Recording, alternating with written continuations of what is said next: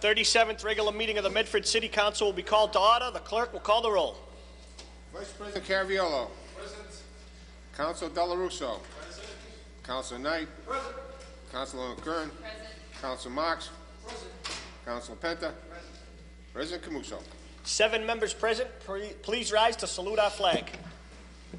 I pledge allegiance to the flag of the United States of America and to the republic for which it stands, one nation, under God, indivisible, with liberty for all.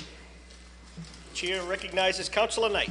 Thank you very much, Mr. President. I'd like to make a motion to suspend the rules, rule number 33, to take paper, if I can find the number of it here.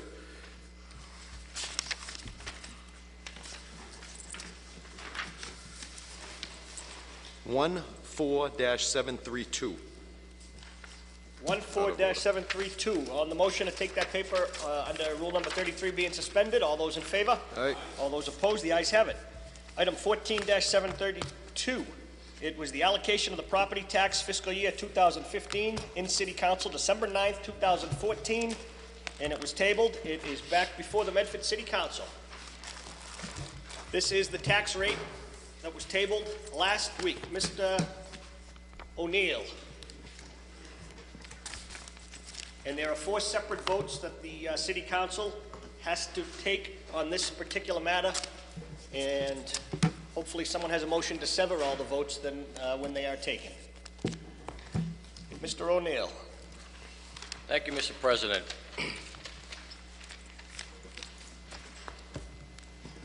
We are once again appearing before the honorable body tonight for the purpose of holding the we already held the public hearing to discuss the following items concerning the allocation of the fiscal year 2015 property tax. Number 1, to determine the residential factor to be used for fiscal year 2015. By selecting the minimum residential factor, a percentage of the total tax levy will be shifted from the residential taxpayer to the commercial, industrial, and personal property taxpayers. This results in a lower tax rate for residential properties and a higher tax rate for commercial, industrial, and personal property taxpayers. Historically, the Council has chosen the minimum residential factor.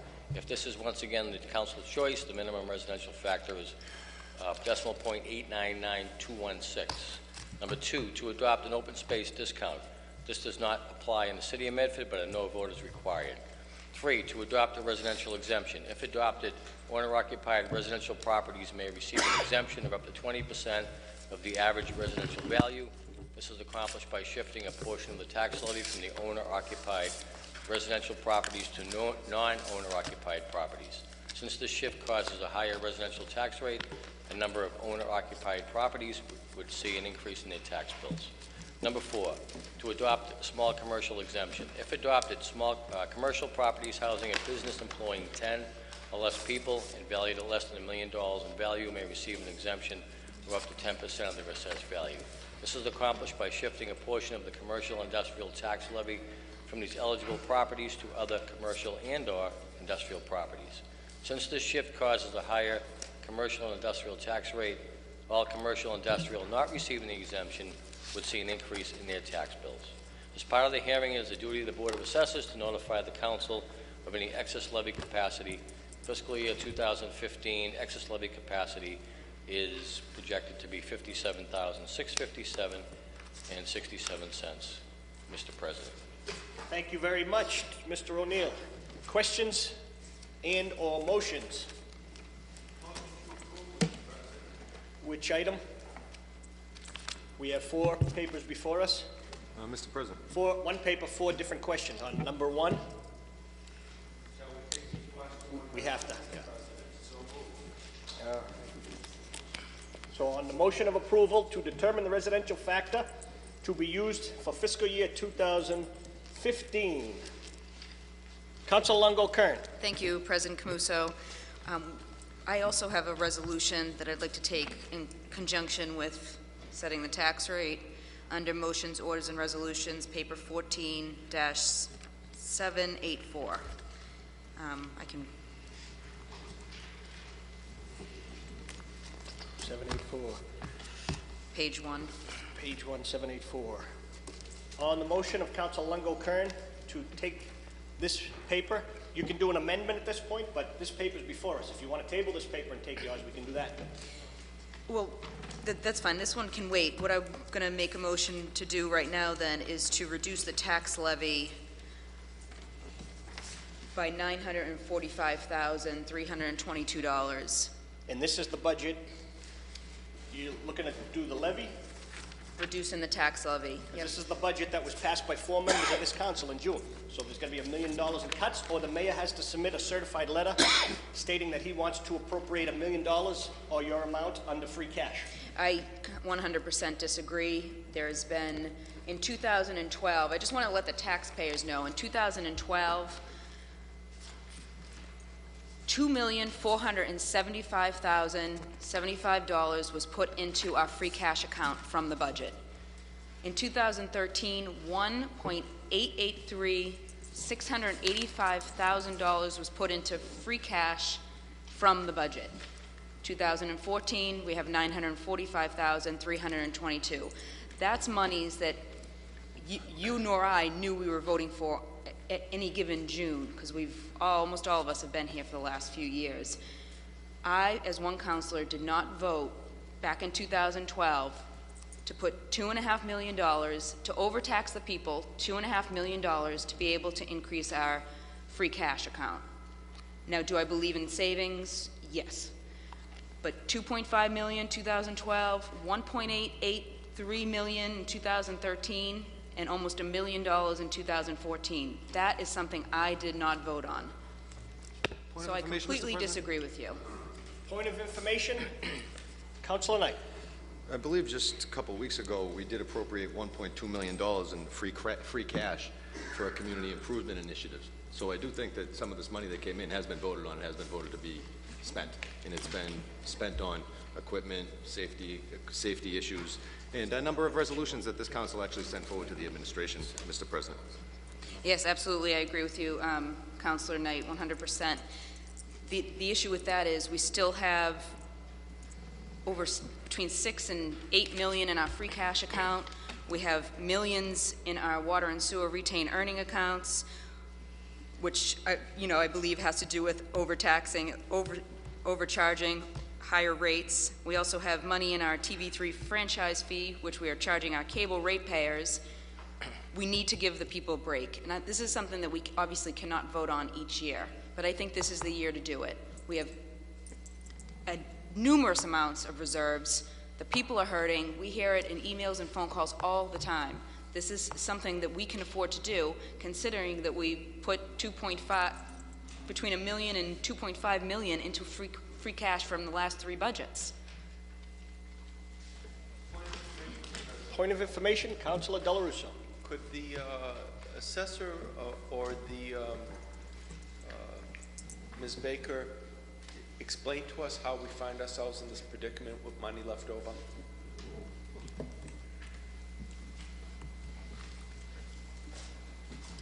So I believe you wanted to know how the free cash is being generated? Yes, please. As we discussed last week, the bulk of the generation of free cash is coming from excess local receipts that come in over and above what we budgeted. In fiscal 12, the local receipts came in $1,364,000 over what we budgeted. In fiscal 13, they came in $1,592,000, almost $1,600,000 over what we budgeted. And in 2014, they came in $861,000 over what we budgeted.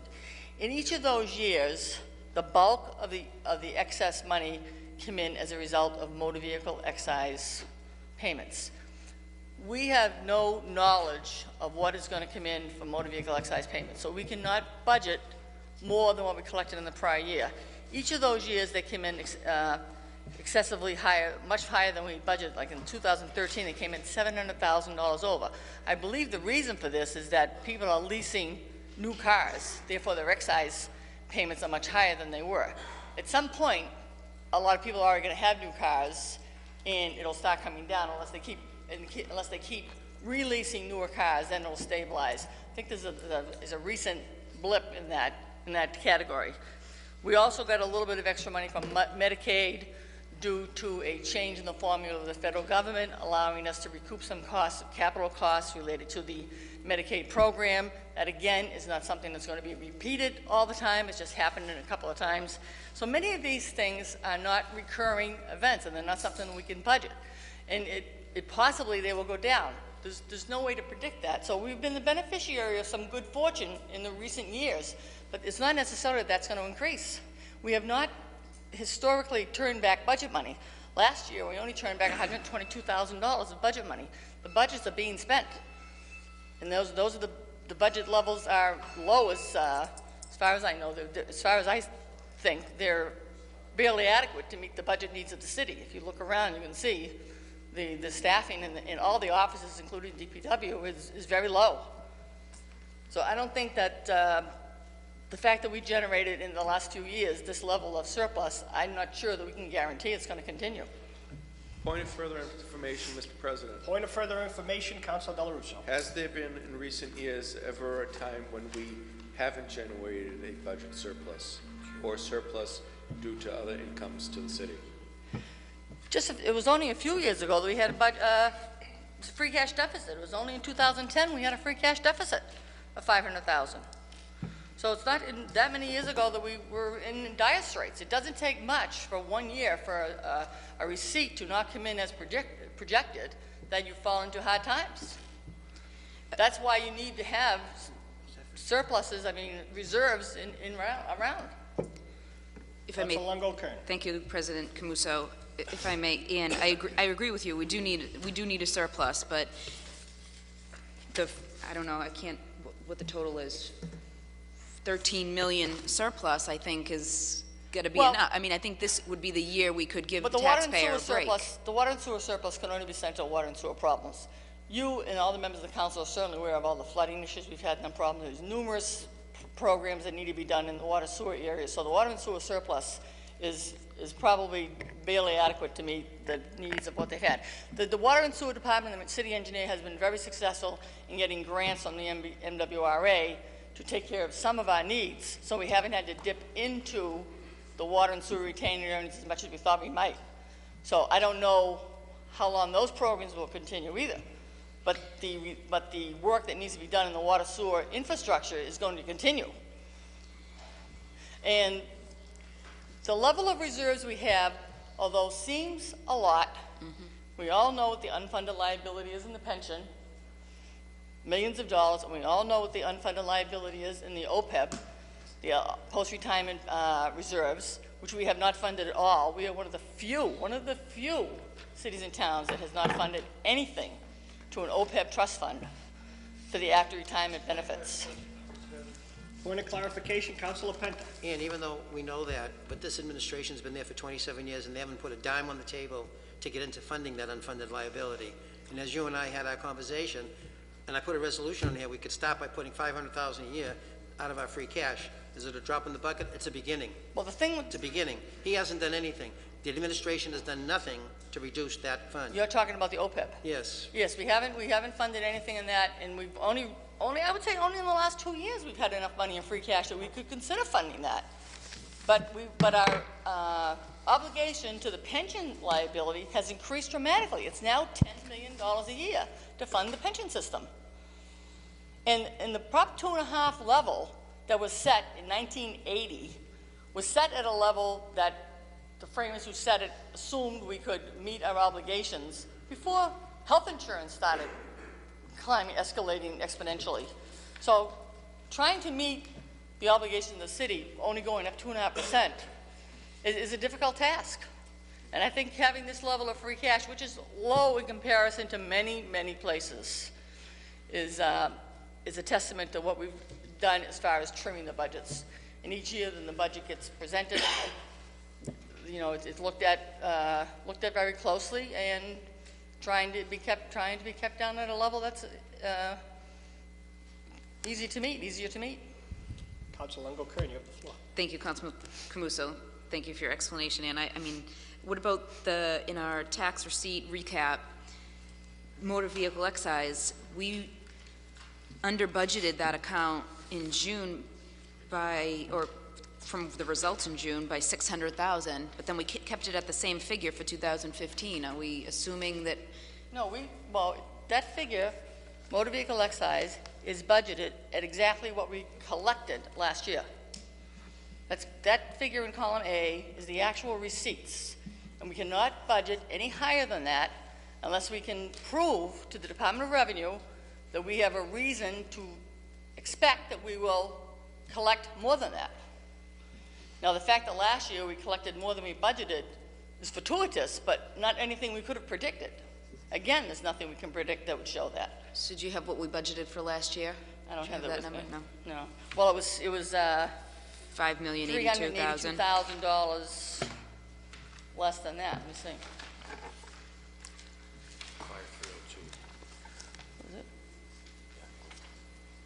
5,302, 5,302 last year. And we collected 5,682. Each year, we can only budget what we get. But I thought that was under budgeted by 600,000, then we only increased it by 300,000, so we're still underestimating. What are you saying? When I asked last committee of the We whole budgeted meeting. exactly. We budgeted exactly what we received.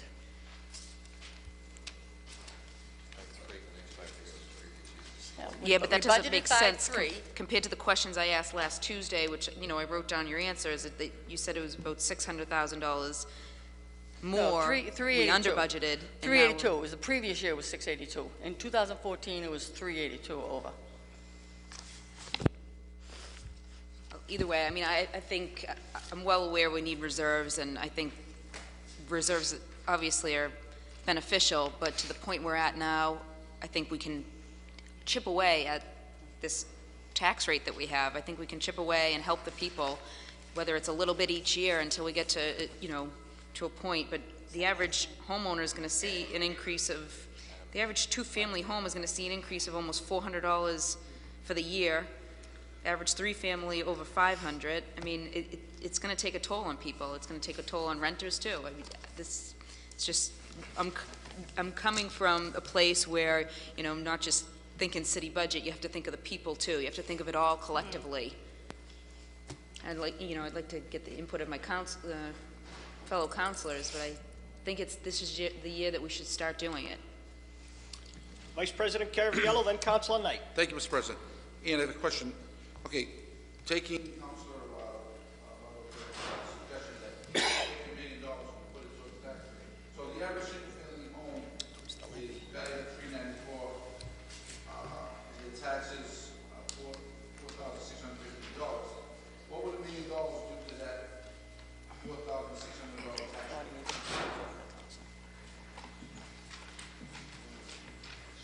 What would that lower that? Through you, Mr. President, that would reduce it 12 cents on the residential tax rate, bring it down to 45, 68, and 31 cents. So, on that, I'm sorry, what was that number? 45. On the single family, at $1 million, Right, so we bring it down to 1158. If, point of information, the tax levy's going up by over $3 million, so it'll bring it down a third. It's almost a third. okay, so so if that was my house, At 394, what would my taxes be next year? 4568. So 45, 60. So I'd save about $50. Yeah. $48. It's, Councilor Knight. Go ahead. Point of information, Councilor Longo-Kern.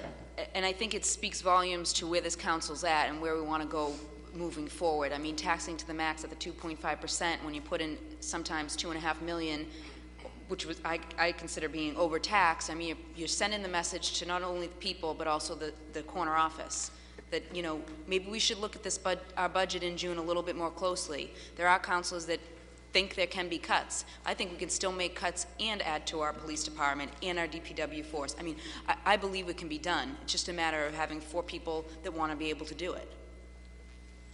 There were 4 members of the council that approved the budget, and I was not one of them, so I can't speak to that.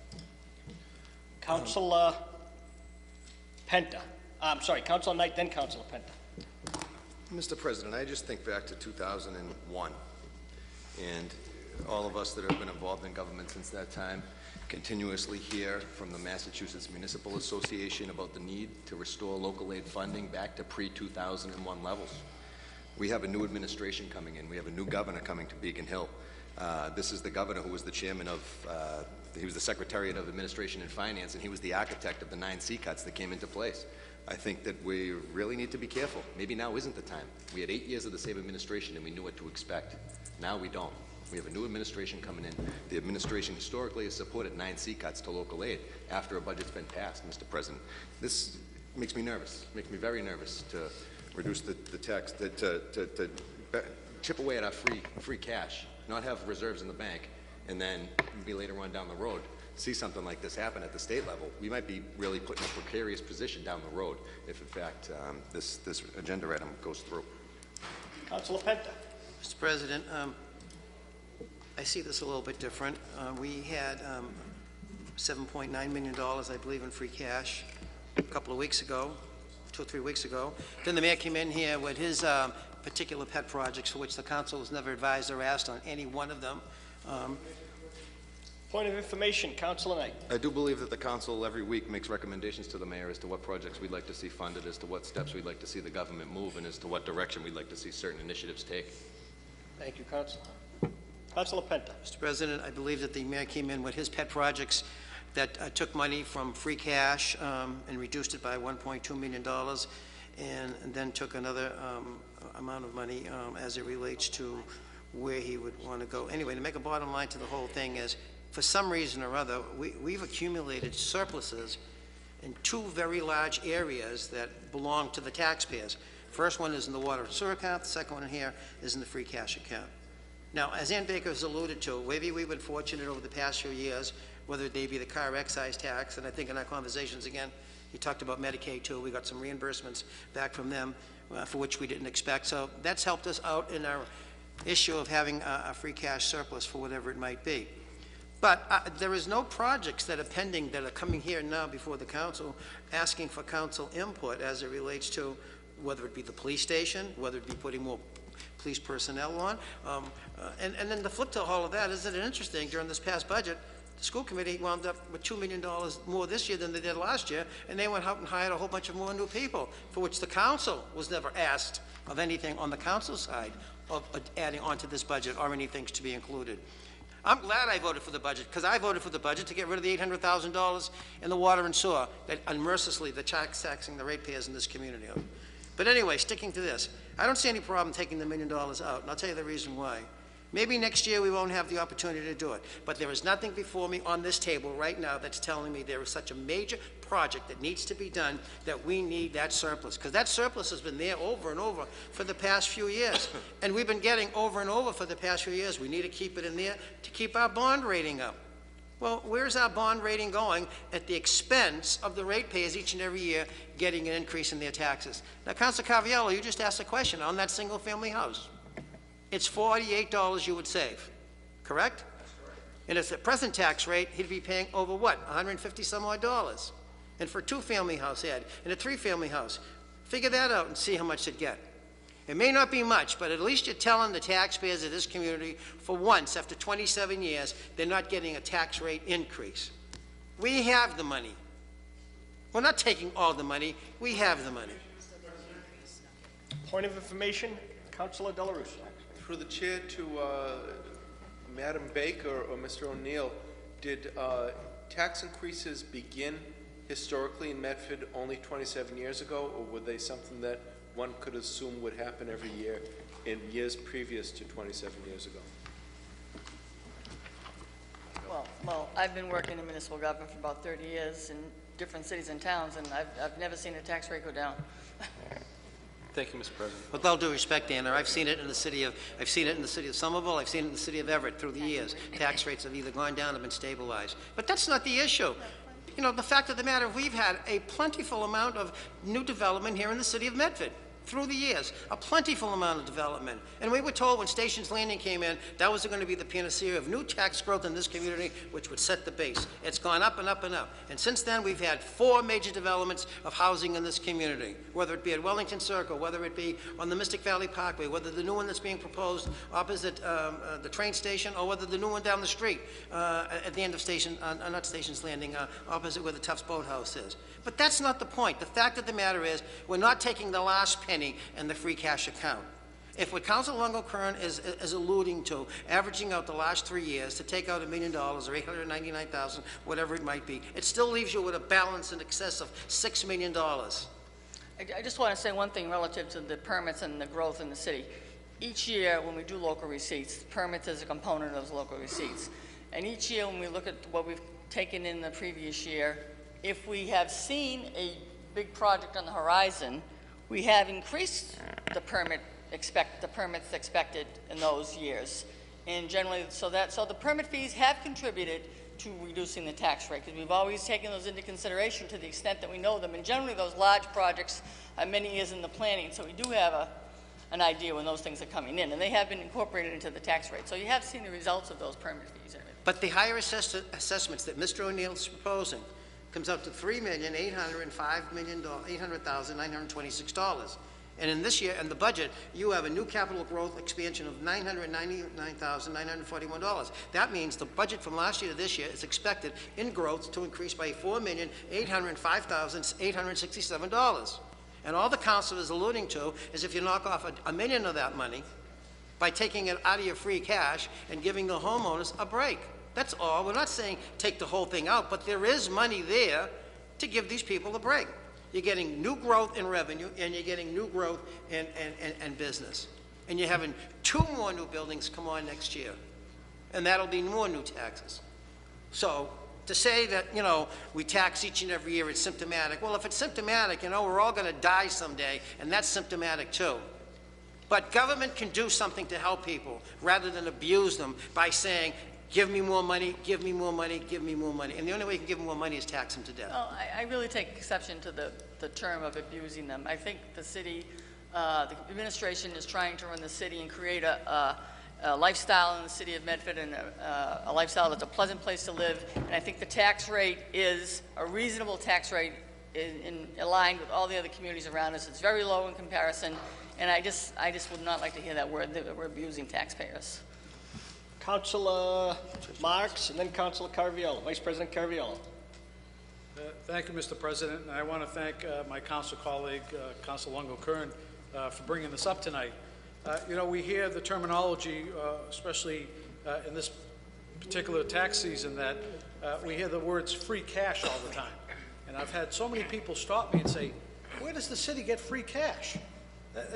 How does that work? And, you know, when I explain to them that it's nothing more than the taxpayers' money, you know, all of a sudden a light bulb goes off in their head and they say, well, why isn't this coming back to me? If you have free cash laying around, why doesn't this filter back to the taxpayers? And the same could be said with free cash, as we're talking about tonight. The surplus in the water and sewer enterprise account, we all realize you need a rainy day fund to pay for projects. For instance, the big rainstorm many residents were impacted with the flooding. But to have excessive amounts of $6, $7, $8 million, in my opinion, and I think you're hearing it from some of the councilors, is about time that we finally go back to the taxpayer and say, you know what, it's time for an early Christmas gift this year. And it may seem like a small thing to say $45 for a single family or whatever it may be, but I think it speaks volumes to how this administration and how the city feels about the taxpayers. And at some point, you know, we're going to be looking at having reserves that you're not going to be able to explain why they're so large. And I know you're going to disagree with that, but we've seen an escalation since the new water meters of reserves that build up from deficits to now multi-million dollars in surpluses in the water and sewer account, which is great. But at what point do we stop building those reserves? And the way I see it is, you know, the city shouldn't have their hand in the taxpayer's pocket constantly. And yes, we should provide ample services to the residents, and yes, we want to have a city that's moving forward, but to what extent? And I think that's the question that I have. And we never hear any talk about new growth. We never hear any talk about the revitalization of Medford Square, which I may add has been under works by this administration for the past 25 years. The plan needs to be dusted off. We have 3 parcels of land in the downtown business district that's owned by the city of Medford. I don't know many other communities that can brag about that, but we have that in our community.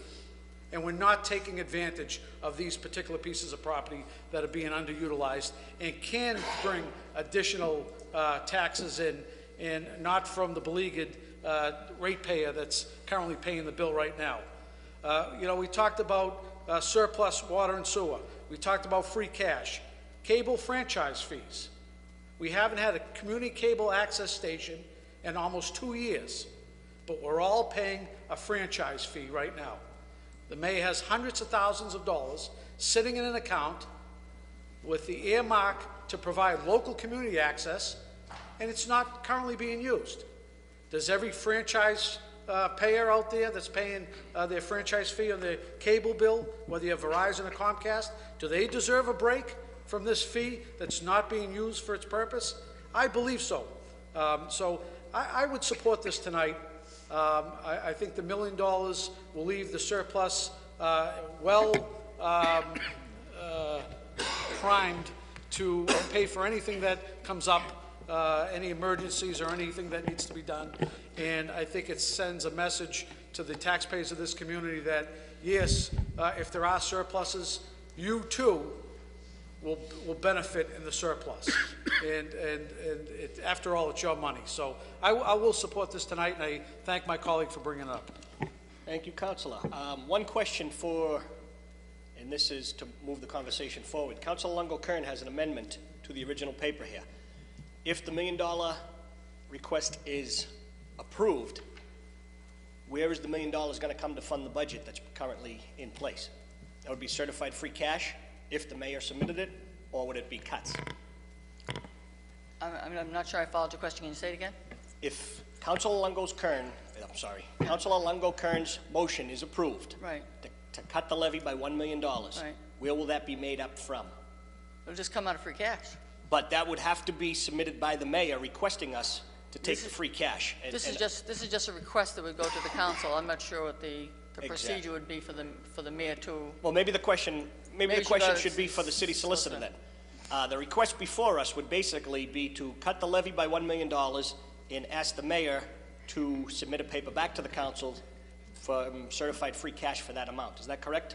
The mayor's input, actually, this type of thing would normally originate with the mayor. Exactly. That's my question. So which makes this a little bit different. Also, I'm trying to follow this just watching it. This is, what they're talking about the tax rate right now? I mean, the levy.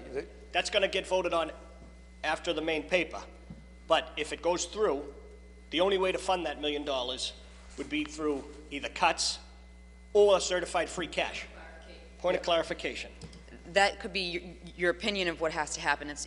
Most likely, this budget is going to have another $1 million in free cash as it's shown the last 4 years. So there wouldn't necessarily be cuts. We just might not be adding to the free cash account for this year.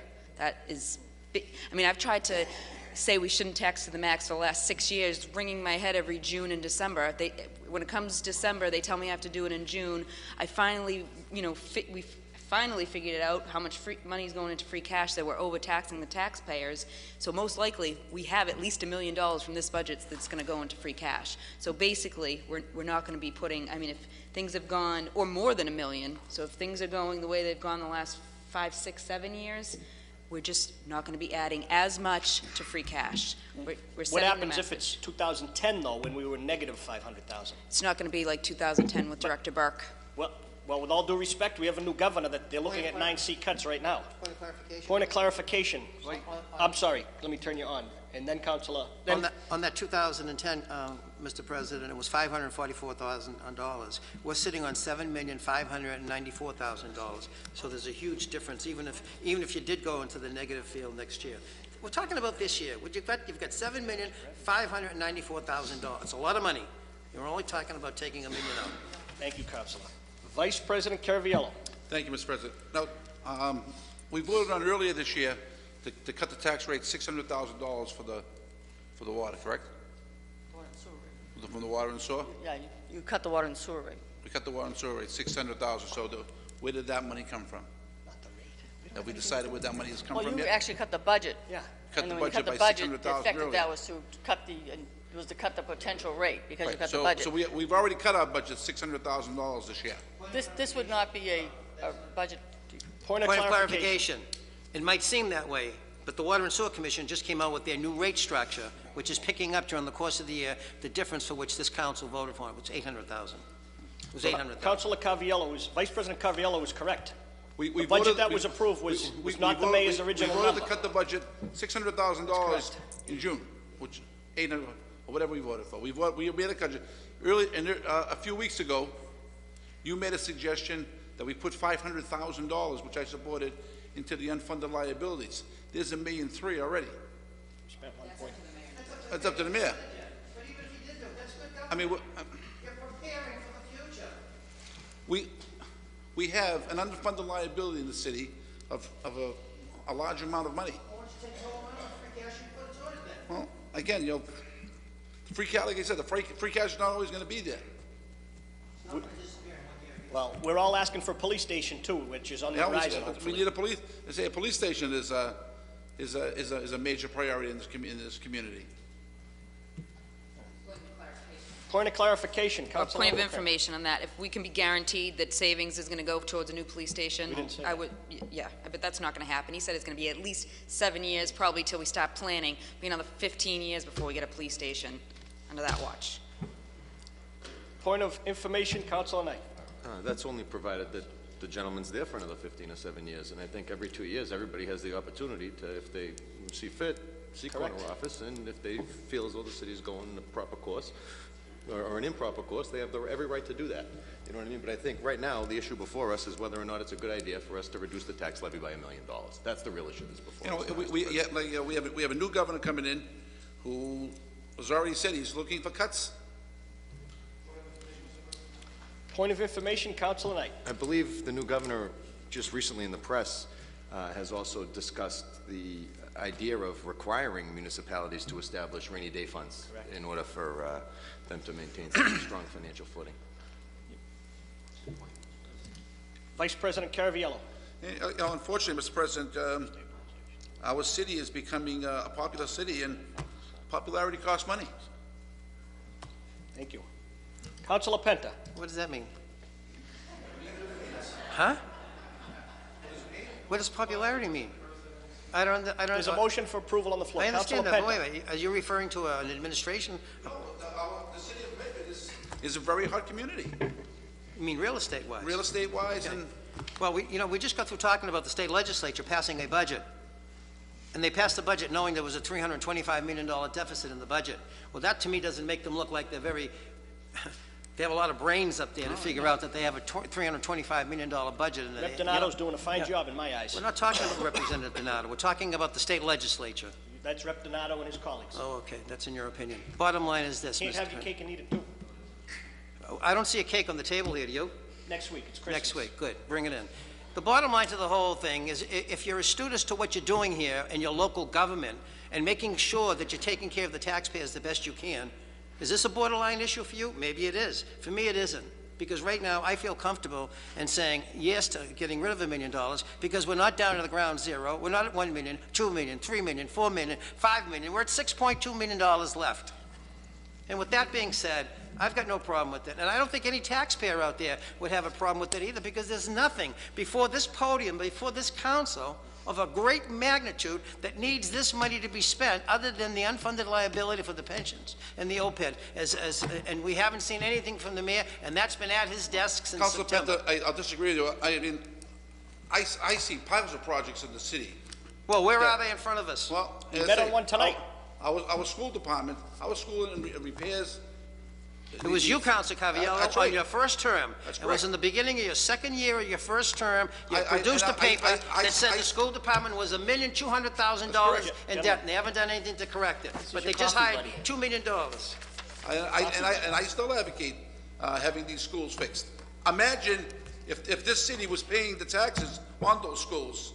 We were fortunate that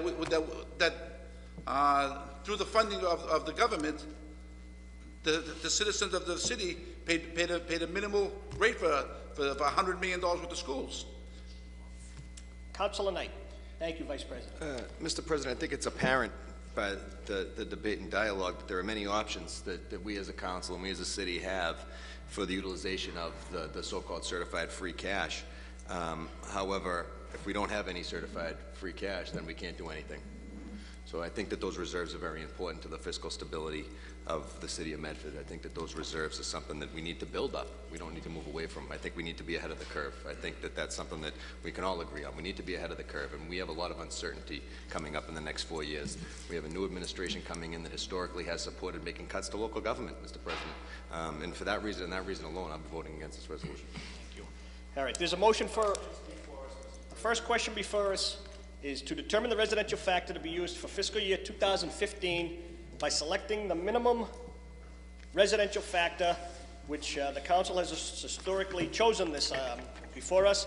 If this is once again the council's choice, the minimum residential factor is 0.899216. On the motion of Councilor Delarusso for approval, the clerk will call the roll. Yours is a different paper that's going to come up. Your paper is item 14-784. Councilor, we'll run this meeting. The amendment precedes the motion, Mr. President. Can you call the roll, please? Mr. President, I doubt the ruling of the chair. The amendment precedes the motion. There's been a ruling of the chair requested. The clerk will call the roll on the ruling of the chair. Mr. President, the ruling of the chair is being doubted. An amendment always precedes the main motion. Let me turn this on so the people at home can see your I behavior. think you should hear it. The amendment precedes the main motion, Mr. President. Thank you. Know your rules of order. Thank you, Councilor. Clerk will call the roll on the paper. It's been before us for a week. It's not, Never voted for this before. it's not, Section 22 is not available. The clerk will call the roll on this. Go ahead, Mr. Clerk. Vice President Carviello, before the motion is called. Before we go, maybe could we have an interpretation from the city solicitor before we, put some guidance from the city solicitor before we move on with this? Very left. What are we asking for? The amendment precedes the main motion. First of all, parliamentary matters are ruled on by the chair, and it's part of parliamentary procedure to have the chair challenged. So that's not a legal question.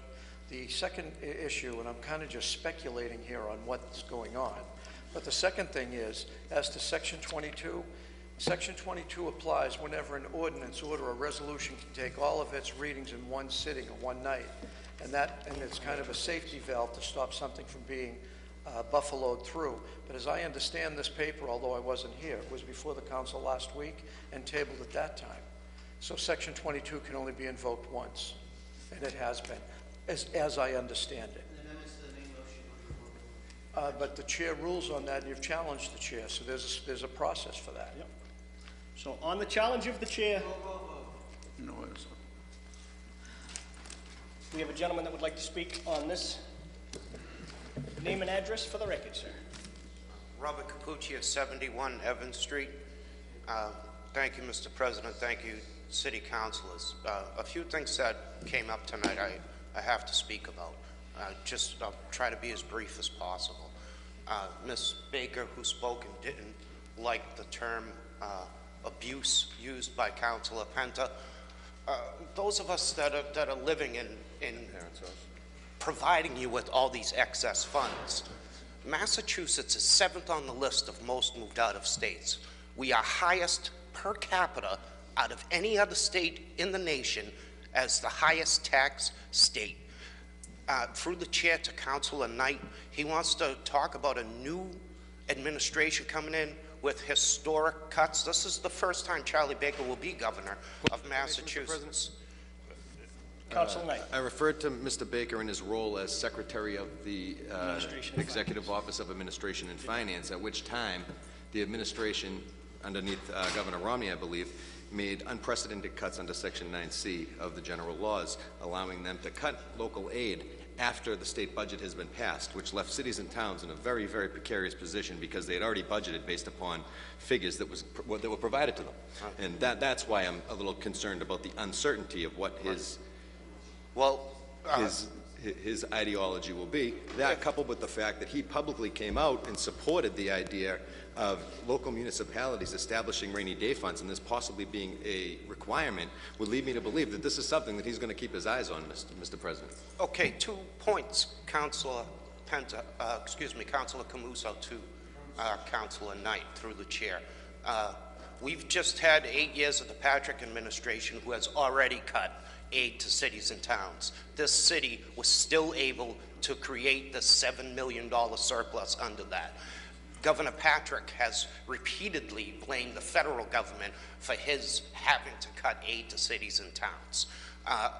Another point I would like to make is, what was the other part of what you said? Recently in the press, he's come out and spoke about the need for a rainy day fund in municipalities. The citizens of Medford who are paying these taxes, we'd like to have some rainy day funds in our pockets. And if taking $1 million out of a $7 million surplus is going to allow, I mean, I don't see the city of Medford having bake sales. I don't see the city of Medford manufacturing products and selling them to the market. Government doesn't make any money at all until it levies a tax on the citizens. We want to make Medford an attractive and popular town. We do that by cutting tax rates. I don't think there should be a property tax increase on the residential properties or the commercial properties. We gotta make Medford attractive because Somerville is taking off ahead of us. And as far as alluding to those 4 votes that come up, this city's constantly being told, next time for the police station, next time for the dog park. Well, next time is now. And we do have city elections coming up next year, and I hope everybody within the sound of my voice hears it, because we need that 4th vote here on the council, or we need a new administration in the corner office. Thank you very much. Name and address for the record. Good evening, Anthony D'Antonio, excuse me, Yale Street. You know, it happens every year. The budget comes out, we all argue over the numbers, rightfully so. The problem exists at the conception of the budget, which, having moved back here to Medford several years back and watch how it operates, I'm disgusted with how this budget gets put together. You could say and defend everybody and anybody you want, but nobody's worrying about the person who's on a fixed income right now, who's probably at home sweating, saying, am I going to be able to buy prescription drugs after this tax increase goes through? They're making $1,100 a month. Figure that and having a household that they own. You have to put yourselves in their shoes. A lot of times, elected officials, you're not affected by the laws that you create, by the rules, by the budgets, because you get that. You can handle it. You got that money coming in. And I don't mean that in a derogatory manner. I'm saying that people do not have it now. Electric rates are going up. Water rates are going up. Everything's going up. Big deal. The fuel and everything's going down right now. Just wait. Watch what happens after. It's not going to last forever. But you got to stop working for the administration and work for the people. When you say you do it, do it. I mean, the majority of the council does not work for the people in the city of Medford. And I'm disappointed in that because it affects everybody. It affects people that want to come here. And you're not looking at the total picture. And as far as the new administration coming in, it's time that we have a change in there. It's time that we get somebody that maybe has to say, it's time for you cities and towns to take on some of this fiscal responsibility. This is insanity. You can't keep putting your hand in my pocket, in my neighbor's pockets, and everybody else in the city of Medford. You got to do it at the onset, where it counts. And if you tell me you can't find room in to cut the budget and make it a better city, then you're not doing your job, because it's there. All right? Maybe they ought to start reading a book on it. Budgets for dummies, like they do with the Microsoft.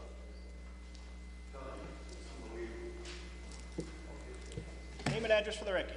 Good evening. Joe Villione, 59 Garfield Ave, Medford, Mass. You know, when my car drives down Garfield Ave and it goes in a pothole after pothole after pothole, after National Grid cut the street up, Mrs. Baker, all due respect, my car feels abused. And yet, this city council, 4 members, got themselves a raise. Now, if you're going to take our money, The raise is for all members of the council, 7 members of this council. 4 members voted for it. The entire council voted against. for the raise. Check the record. Yeah. Well, it's absolutely true, Councilor. We'll give you the minutes. Go ahead, sir, you have the floor. Well, you know, again, you're calling me incorrect when I was here, and maybe I'm dumb. We'll provide you with a copy of the minutes. I was here, I heard the vote, and 3 people voted against and 4 people voted for. Now, the mayor got a raise. So you people, you know, Paul, you get $82,000 at the sheriff's office, that's public record, and then you get about another 32 here. It's a lot of money. That's correct. And the citizens deserve a break, Paul, you know, because this is our money, and it's very, very hard. It's very, very hard for people to put that money out there and want to go to the city council or to public access to have free speech and be interrupted all the time. Now, you know, I was at a press conference last week, and I'm paying for this, you're paying for this. I'm talking to Comcast. Who interrupts me? The mayor shuts me off. I thought it was America, not Havana. I thought we had free speech rights. I'm talking to the cable TV provider that I paid, what, over 10 grand to. And I can't speak because the mayor beelines it for the podium. Oh, we're going to talk about access next week because I have a new station coming in. There'll be a press conference. Well, where's the press conference we're paying for? This is a city budget. The mayor works for us, not himself. You people work for us. And this council has to be proactive because that fellow, as nice a guy as he is outside of City Hall, and I like Mayor McGlynn outside of City Hall. I really do. I'm taping the lighting of the Christmas tree years ago, and the mayor's smiling. Nice man. But is he a leader? No. No. He's self-serving. This budget is very important. I don't know why there aren't 30,000 people banging on this door.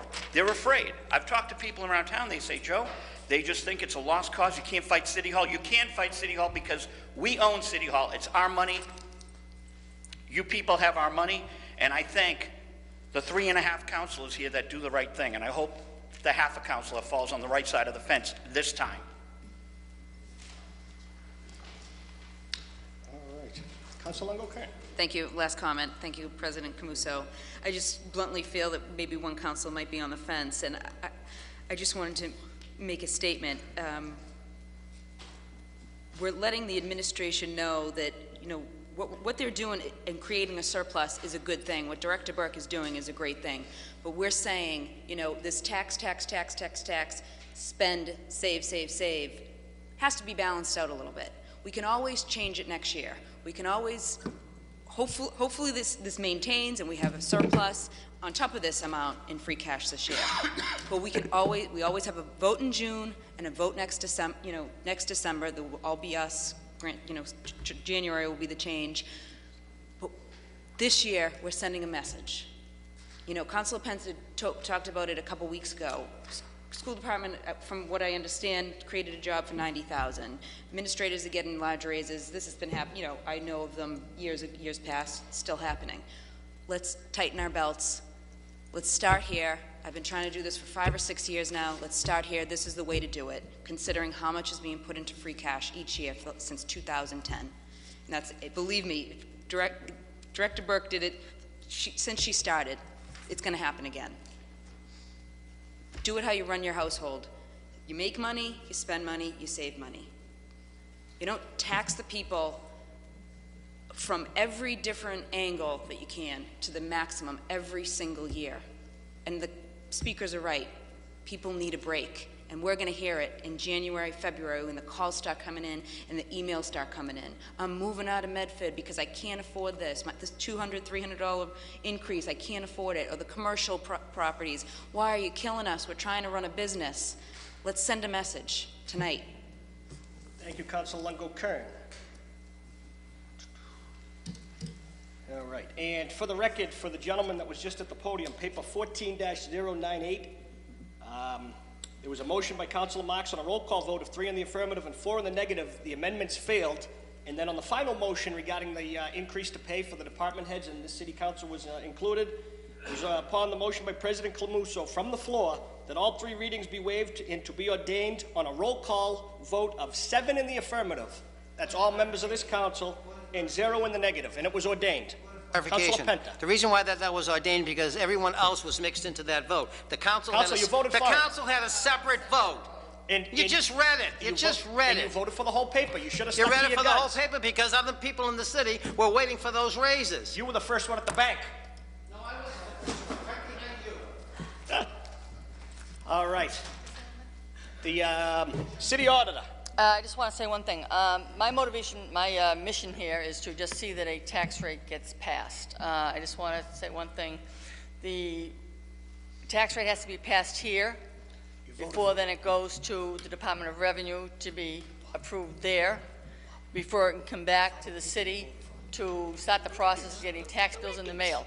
If we don't get tax bills in the mail by January 1st, to be due on February 1st, we will not have tax bills due on February 1st. They won't be due until May 1st, and the cash flow in the city will be disrupted. I just implore you to finish the process, whatever process you want to pursue, to finalize a rate so we can get it to the Department of Revenue and get a tax rate approved to get the bills in the mail, because otherwise the cash flow will be a problem.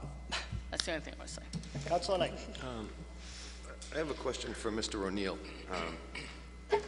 If in fact the levy limit's set at the 2.5%, right, increase from last year, and we're going to reduce the tax levy just by a monetary amount, but that wouldn't necessarily reduce the tax levy, correct? For for next year, an excess levy or an excess levy limit. Through you, Mr. President, that would be actually there's a line on the recap on page 2 at the bottom. It says 3D, other revenue sources appropriated specifically to reduce the tax rate. Free cash appropriated on or before June 30th and on or before July 1st of 2014. So that figure would go into that spot too on the recap sheet. So the levy would stay the same. And then next year, if in fact we didn't do the $1 million reduction and the tax levy limit went up another 2.5%, we'd see the recuperation of that $1 million that was cut, as well as another 2.5% increase if in fact that was adopted. That's correct. Right. You don't lose that. It's on the handout from last Tuesday, page 2, the levy limit. If you care to go over that, Councilor, halfway down, you take fiscal year 2014 on the far right, just about halfway down, levy limit. You add your 2.5%, which is 2.3 million, plus the new growth, which has just been approved at 999,941, gives you a levy limit of 96504, which is the starting point for next year. So if we took $1 million off, You don't take it off the levy limit. You You're not take taking it as off an the levy, so next. appropriation on page 2 on the recap. So next year, when the Down tax the rate's bottom of set, page 2. that figure at 96,000,005 is still the levy limit plus the 2.5%. You The levy don't limit doesn't lose go it. down to 95 million. The levy limit stays at 96 million. Yeah. He's talking about the levy limit. No, but you have to be. No, it's not. No, it comes off the money collected from the 2.5%. Just reduce the levy. It'll reduce the tax levy on the recap. It's the front of Essentially recap. does the same thing. Yeah. But the percentage stays the same, correct? I mean, it wouldn't change the tax levy from 2.5% to whatever the factor would No. be minus the million. The levy stays at the No, 2.5. you don't have There's that an option exclusion, right? to earmark 1.5. No, you do it, essentially getting to that same point by appropriating money and inserting it in page 2 on the recap, reducing the levy on page 1 at the top of the recap.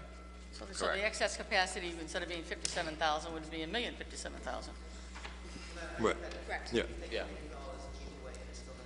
Right, but next year, when right. the tax levy is going to include that million that was just cut, plus the additional 2.5% on top of the 96 million. You don't lose the, You don't lose that capacity. million. Right, You you don't lose don't that lose the million, right. capacity, correct. So it's safe to say that if, in fact, there's no reduction in the levy limit next year, that people will see an increase of this $1 million that we're pushing, that we're not going to be spending. Right, but it still stays on the levy limit for next year for when they collect. Well, again, the tax rate is a function of trying to meet the budget. It all goes back to the budget. You know, we're not trying to raise it to the max, we're just trying to fund the budget in the fairest way we can come up with. Huh. Right. Correct. Right, but what I'm saying is, the levy limit right now, as proposed, would be 96.5, right, million? Plus 2.5%. So that would be That's for, the levy limit, right. If you look on the recap, page 1, it's 96,446, 667.33. Page 1 of the recap, it's page 11 in your handout from last week. missing something here? Page 1 is this.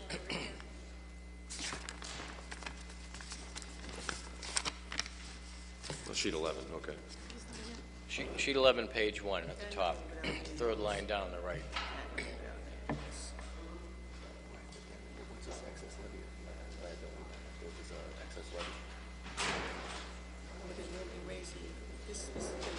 Right, so there's an excess, right, but then next year. Right, next year. Right. Okay, yeah, that's, all right. So, No, you don't lose that.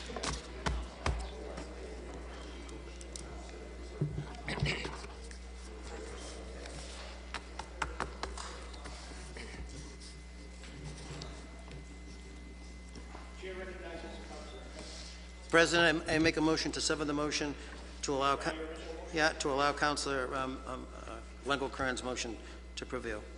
All right, on the motion of Council Longo Kern, do you have a dollar amount? 1 million, I think is. Yep. No, you said 980,000 at the beginning. No, if you want to, yeah, 945,322. And did you calculate what the minimum residential factor is going to be, if indeed this passes?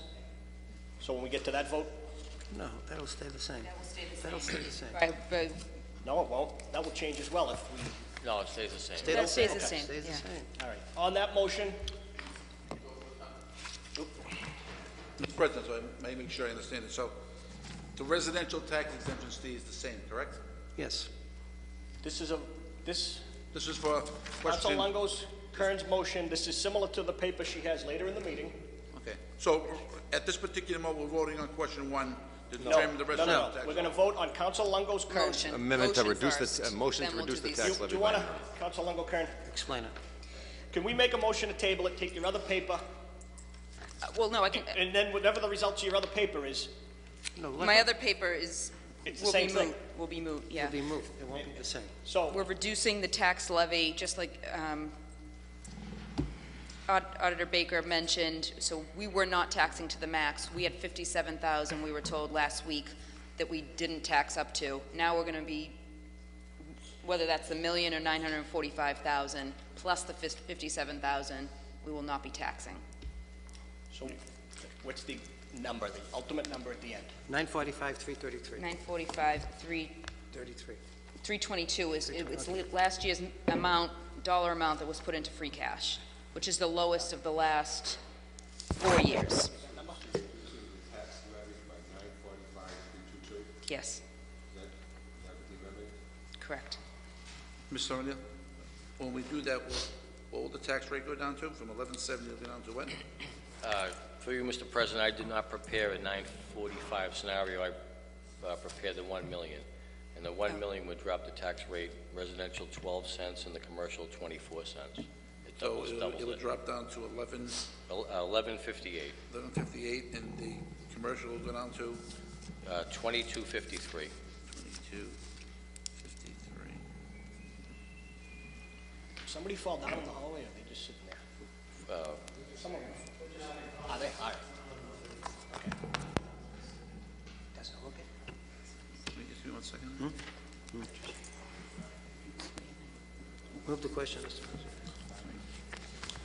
On the question, where this is a money paper, this will be a roll call vote. Give me 1 second. Clerk, will call the roll. Wait, could you reread the motion, please? Reduce the tax rate by 945,322. It's basically the paper 14-784, Council Longo, correct? 14,784. Striking the word 1 million and inserting the other number. Well, no, it's not an average of the last 3 years. If we average the last 3 years, it would be much higher. No, no, no, I So, understand. yeah. But for Councilor Caviello to Because we just got these numbers on Friday, so when I wrote this, I wasn't aware of the free cash figures. 9-4. Clerk, call the roll. Vice President Caraviallo. Vice President Caraviallo. Second, please. Vice President. 1 second, please. Oh, I couldn't hear you, I'm sorry.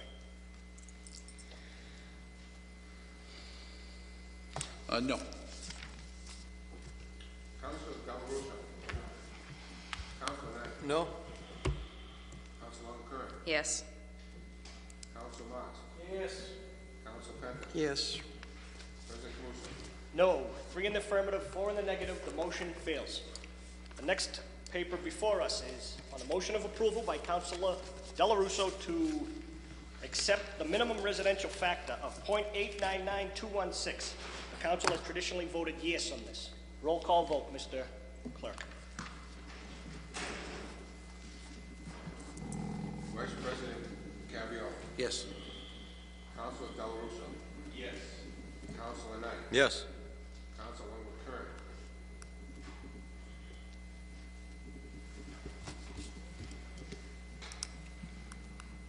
Next.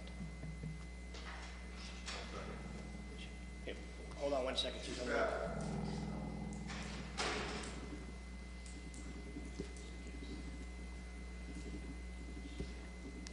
Councilor Longo Kern, we're at you, and this is for the residential factor. Minimum residential factor.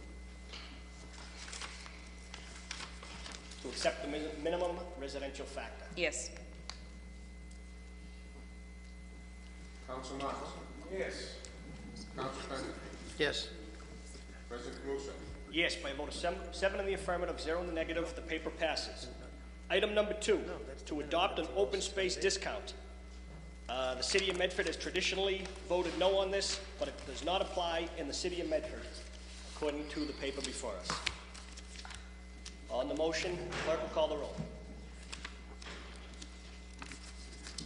Vice President Caraviallo. No. Councilor Delarusso. It's number 3. Councilor Knight. No. Councilor Curran. No. Councilor Marks. Councilor Penta. No. No. 7 in, President Caruso. no. By a vote of 0 in the affirmative, 7 in the negative, the motion fails. Item number 3, to adopt the residential exemption at 20%. Clerk will call the roll. Mr. President, before the roll is called, Councilor Penta.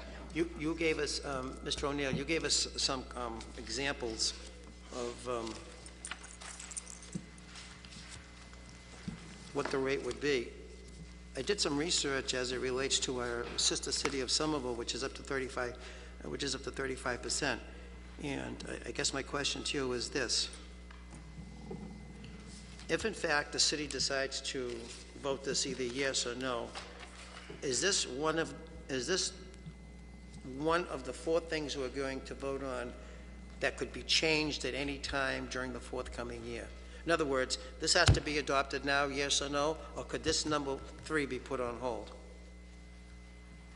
Through you, Mr. President, it should be voted on tonight. So if it's voted on What Somerville did was, it was a home rule petition Right. to exceed that amount, and that seems to be now, I think there were a couple of communities that, I think, initiated that early in the tax rate process.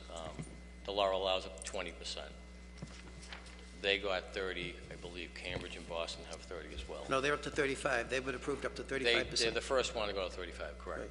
The question is this. If the council votes, however they vote on number 3, which is this one coming up, and this one says up to an exemption of 20%, if the council were to vote to change that, strike that, vote to accept the exemption, and change the number 5, 10, 15, 20, 20%, whatever it might be, when does that become effective on the tax base rate?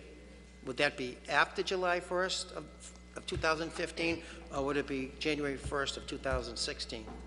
Well, the council can only vote currently in the statute up to 20%. It would have to be a home rule to exceed that amount. So You can't exceed 20%. So let's just say we So do the 20%. The scenarios that I prepared, as I always do, are 20, 15, and 10%. No, you're not answering the question. If the council votes to do this after this vote tonight, at some point in time between now, January and June of this 2015, when does this become operative? July 1st or January 1st of 2016? Currently, January 1st tax bill, right. No, you're still not missing. You're still No, missing. right now, fiscal 15. No. Correct. We're not voting for this right now. We're not voting for an exemption right now. Let's just say we discuss this, and in either March or April, the council decides they're going to impose the residential exemption.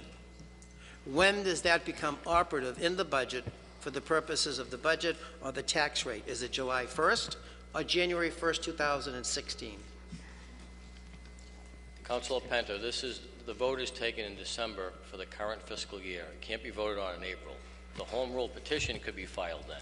You're not listening. You have, the option is, you vote it tonight, or you vote it next December. Unless you change to exceed the 20% with the home rule petition. Real estate tax. You just got through saying. Fiscal year. You just got through saying without a home rule petition, you can go up to 20%.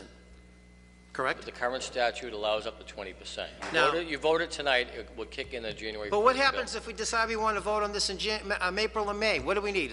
We need a home rule petition, or can we just vote on it? Home rule petition, you said that. No. You can't vote on it then. Point of You can only information. propose a home rule, which will Excuse me, come back sir. here next Point of December. information, Councilor Knight. If I understand the dialogue, Mr. President, I think what the assessor is trying to indicate is that the tax levy is set every year, and when this tax rate and tax levy is set, that's when the exemption is taken into consideration. If this happens semi-annually, this is something that the assessors aren't going to take up until the next tax cycle? That's correct. We can't. It's tonight. It's So if in annual. fact if in fact the residential exemption wasn't passed this evening, and the council wanted to implement a residential tax exemption 6 months down the road, and we voted for it, that wouldn't take effect until the next time that you're before us to set the levy? Correct. Okay. At Thank the you. tax classification hearing, it's the only time you can do that, correct? And that's Once a year, not May. Three or April. questions ago. The council can take it up then and propose the home rule petition and exceed the 20%. fourth time. Councilor Penta, we do it every year at this time. No, wait a minute. Fourth December. time. Let me ask you this. The answer's not changing. It has not changed. Thank you, Mr. Well, President. maybe you're not answering the question correctly. If you pass it right now, if you pass the question right now, yes or no, and the council decides in April or May they want to go to the exemption of 20%, which doesn't become operative, as you say, until January of the following year, correct? Right. Do you still need a home rule petition for that or not? The only vote is right now at the tax classification hearing. You only need a home rule petition if you're going over 20%. To exceed the 20%. Then let me ask you this. If you wait till next year at this time and the council votes up to 20% for home rule, for a tax exemption, how are you going to have that figured out by on this night? Wouldn't you have to discuss this ahead of time and give us an example of what the breakdown would be and what the cost is going to be by taxes? I mean, it would be kind of stupid to come here on a night like tonight and all of a sudden vote for 20% exemption and not knowing what the rates are going to be.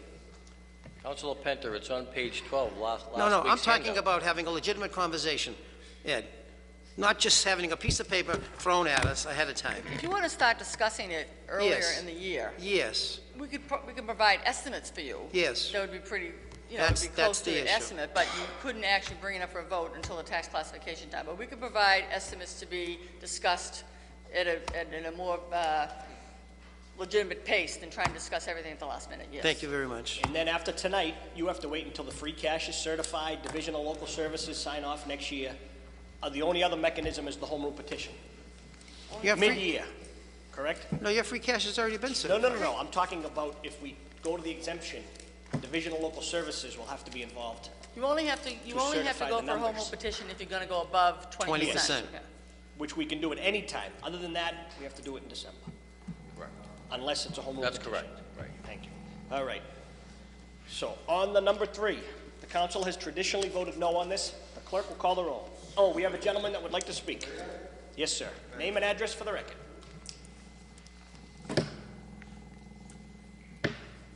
Andrew Castanetti, Cushion Street, Medford, Mass. I'm sorry, too much luggage.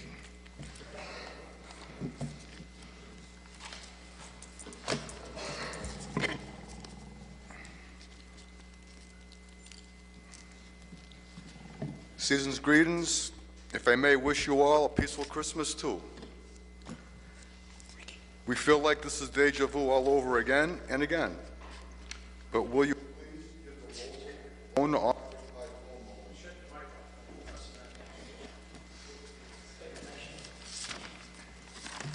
But will you please give the local owner-occupied homeowner at least a 20% real estate tax exemption, only if they live in their house, which can be verified by their income tax filing address.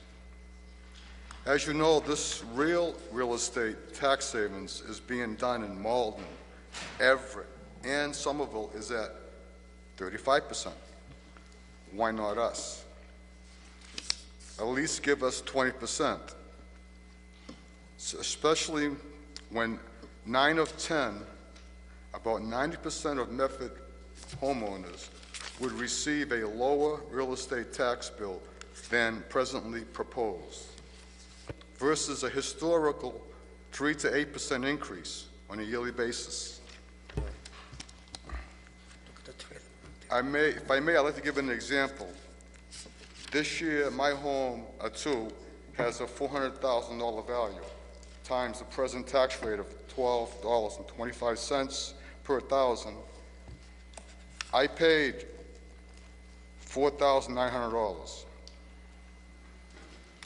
Next year, in 2015, my evaluation on the home will go from $400,000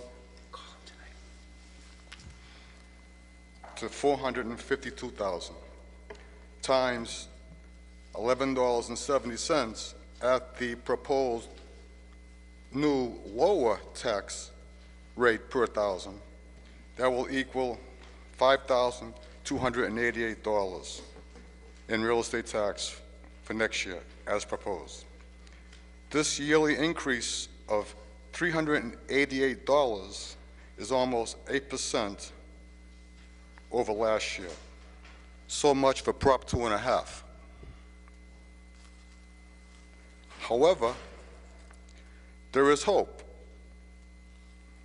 You, the elected city officials, have the power through the Commonwealth of Massachusetts law to lower this increase for the average homeowner in Medford if they live in their house as their primary residence, which is verified by their address on their income tax return. We the people are not politicians at this time.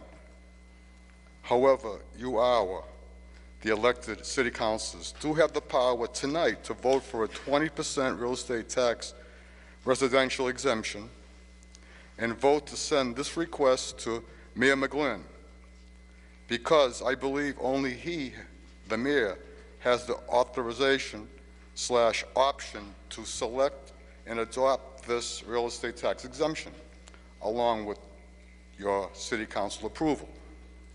Under Commonwealth of Massachusetts General Laws, Chapter number 59, Section 5C, we the people, the working class, need real estate tax relief.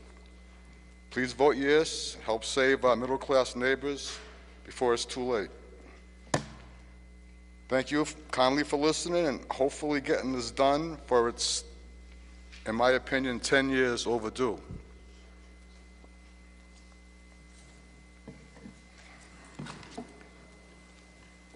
Thank you for your time. Thank you, Mr. Castaneda. Hope you give the taxpayers a nice Christmas present, and hope it's a good new year without any fear. Thank you. The clerk will call the roll. Traditionally, the council has voted no on this number 3. Councilor Longo-Kern. Thank you, President Camuso. I know I've spoken enough tonight, but I think this needs to be explained because Mr. Castaneda makes some very good points and has a very good argument, and I think it's one that we would all agree with, except for the fact how it's explained to us, and Assessor O'Neill can probably further explain it, or much better explain it. If we voted for the exemption, up to the 20%, 15%, 10%, there would still be, if I have this correct, about 12 to 1,300 owner-occupied properties that would also get hit within the city of Medford. That is the reasoning why I, as one counselor, have never voted for this exemption. It would, at this point, South Medford would be killed as property assessments are up there. West Medford would get killed. Any owner-occupied property worth more than $540,000 would also take the burden. So that, I just want to make it very clear to the people watching and, you know, people in the audience. That's the reason why I have never voted for this exemption, because it does sound great. Let's tax non-owner occupied properties more, but that's not it. That's not the whole picture. The whole picture is you'd also be hitting 12 to 1,300 owner occupied properties that are valued at 540 or more. Very well said, Councilor Longo. Thank you. Do you want him to explain it again, or you explained it right on target? I think I tried to break it down as simple as You possible. did a great It job. only took me 12 years to learn, so. Okay, but all right. She was right on target, She was correct? right on. Yes. That's correct. Thank you, Councilor Longo. Are you all set, Councilor Longo? All set, thank you. All right. Councilor Penta. Ed, you have a $546,300 base for a 10% exemption at any house valued above that, correct? That's correct. And then you indicated that represents 1,279 parcels. And of all these parcels in the city, you said there's 2,309 non-owner occupied parcels.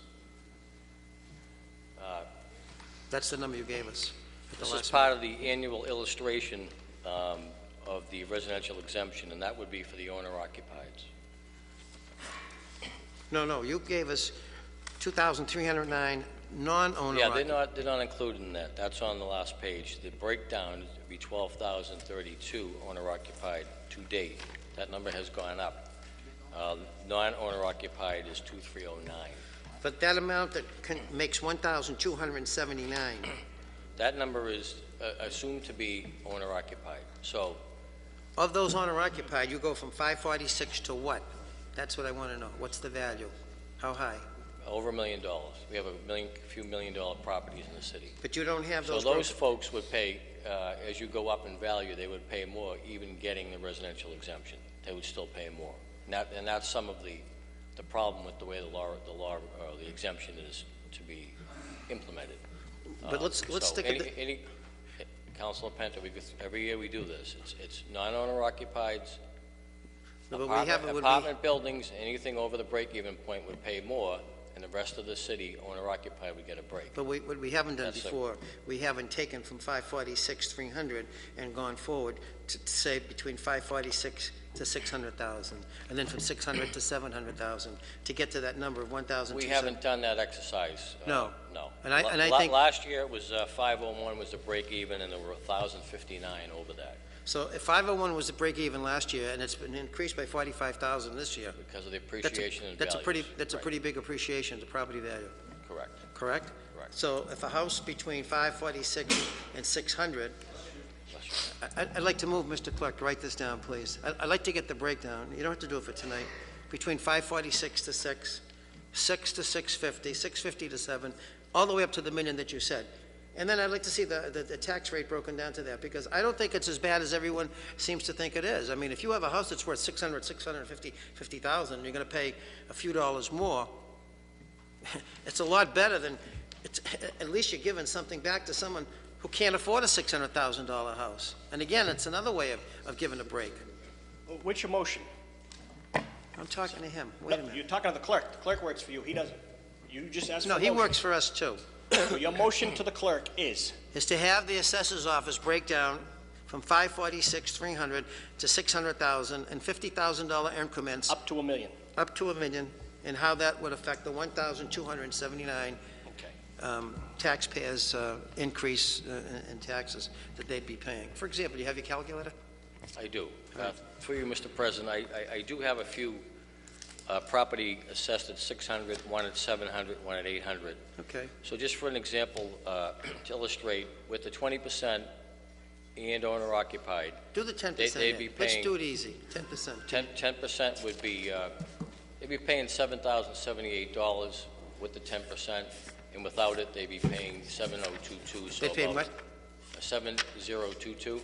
So it's about $56 more or less, depending on how you look at it. So $56 On the more or less? $600,000 Okay, and that's for $600,000 house? 600, correct. And go to a $700,000? At 10%? Yep, 10% is $8,344 $8,344. at the 10%, and with just the no residential exemption would be 8,193. So there's a little bit higher, so that's another $147 more. It's still additional plus on top of the regular additional increase. So it's compounded. It's compounded. $800,000 home with a 10%. It's where are we? $9,654, and without the residential exemption, it's $9,406. So it's another $248 more. Okay. On top of the already, $148. So it's compounded. So if you can bring us that back in some kind of a chart, we can see it. Because there is some merit to that. It doesn't have to be 15, 20. Once again, Councilor Penta, you're still increasing not only the 2.5 in the growth, now that, once you adopt it, that much more. So it could be a $300-400 increase. Yeah, but how many people in the city can afford $800,000 and $900,000 homes? 560 in Medford. 560 in Medford right now is half the city. 1,279? Check out the latest closings. And your 546 that you have here with the 10%, give us that one there, please, right, at 10%. The one that you had, the average is 546, 300, that's the cutoff. It just would be marginal at that point. That's so a few cents more, whatever it would be. I didn't do that illustration. I just took 6, 7, 800,000. So with that being said, even though it's 1,279 homes, you have to look at between the 5 to the 6, the 6 to the 650, 650 to the 7. Sure. Once again, you're taking the residential levy. Yep. And you're shifting it. You're giving the reduction to the values that are less than the 546,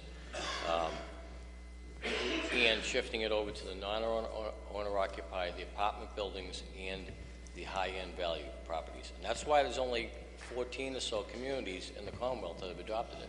Councilor Penta. So let me go ask you this. Now let's go back to someone who has a house worth $400,000. What's the tax rate right now? We did that example last year. Obviously, I didn't do it, but they would pay less. Right. But with a 10% exemption, they'd be paying even more than less. That's correct. That's correct. So it compounds the other way as well. Right. It goes back, right. So right. it has a value Again, on... the residential levy doesn't go away. It still Right. gets shifted to somebody else. But you're also getting at 2,309 non-owner occupied, and they're going to be That's paying correct. at a higher rate That's too. correct. That's And that correct. helps to offset the... Example of 2 and 3 families, right? Yep.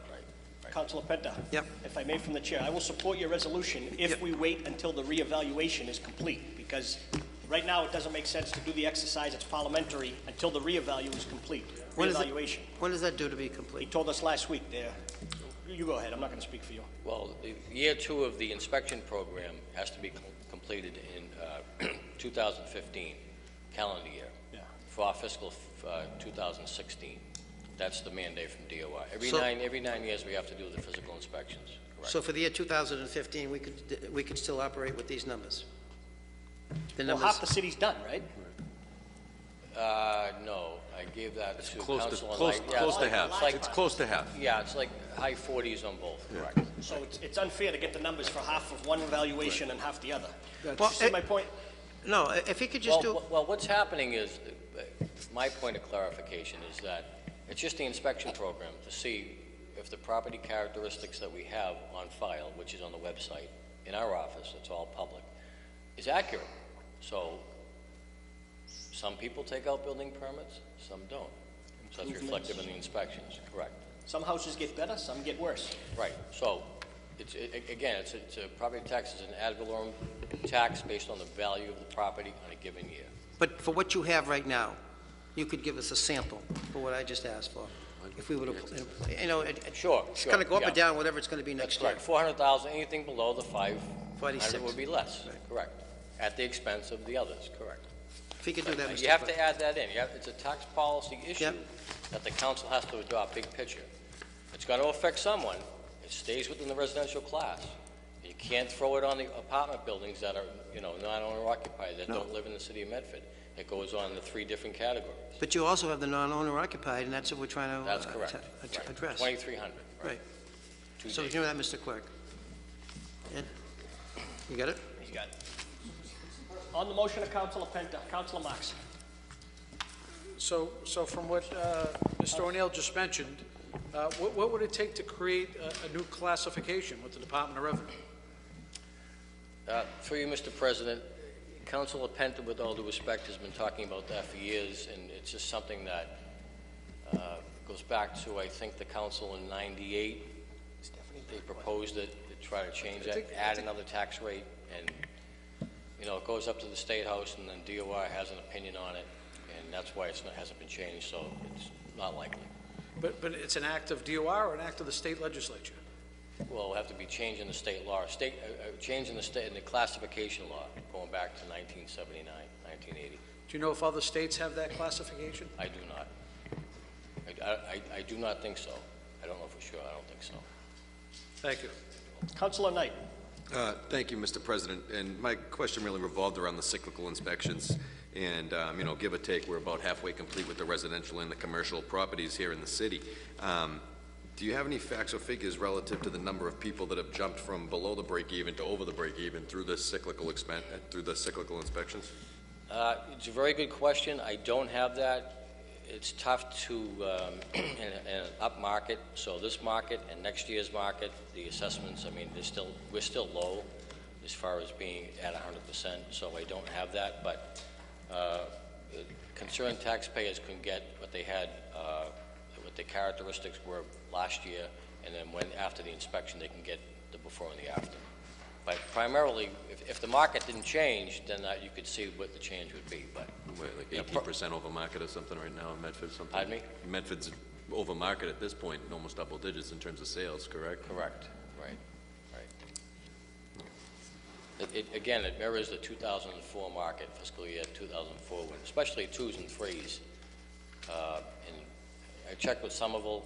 We talked about Somerville earlier. Same thing over there. They're 2s and 3s. The conversions, I think there were about 198 new condos, primarily from conversions, mostly, not all. This year we had 48 2s and 3s, one mixed-use property that went to condos. So it's a business decision by the owner, and the market is there, so the return on investment is there. So that's why we're seeing, once again, the high number of conversions. Same thing as in 2004. Thank you, Mr. O'Neill. All right. On the motion, clerk will call the roll. Can I give some information about what was just said? Thank you.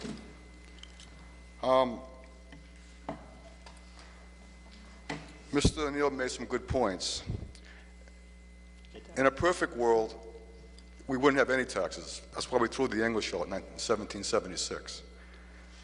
However, if we do not adopt this 20%, the full 20% residential owner-occupied, the full 20%, which is automatic, if you approve it and the mayor approves it. Councilor Camuso, talking to you. I'm sorry. Thank you. If you do the full 20%, in a perfect world, 0 owner-occupied should pay any increase. However, 1, I believe, out of the 10, at a full 20%, I repeat, residential exemption, 1 will pay more. However, 9 others would pay less. It's very important to save the middle class. Thank you. Thank you. The clerk will call the roll. Vice President Caraviallo. No. Councilor Dela Russo. No. Councilor Knight. No.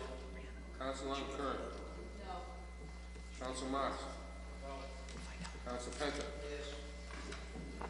President Camuso. No, by a vote of 6 in the affirmative, 6 in the negative, 1 in the affirmative, the motion fails. Item 4, adopt a small commercial exemption. This has traditionally been not supported by the Medford City Council. The clerk will call the roll. Vice President Caraviallo. Council Delarusso. Councilor Knight. No. Councilor Kern. No. Councilor Marks. No. Councilor Penta. President Caruso. No, by a vote of 7 in the negative, 0 in the affirmative, the motion fails. Councilor Penta. On that last vote that we just took, I believe that vote was on my resolution for Mr. O'Neill. I didn't believe... We didn't get to yours. Well, I move reconsideration to have it. Reconsideration on the number 3. Yes. You were not on the prevailing side. On behalf of Councilor Delarusso, to move reconsideration. Paper is back before us. Councilor Penta. Yes, I vote yes. Move reconsideration. I'd appreciate... No, Councilor Delarusso moved it for you because he's a gentleman. He is? So, Wow. all those in favor, aye. All those opposed, the paper's back before us. Item number 3, to adopt the residential exemption. The clerk will call the roll. Is that what you want? Yeah.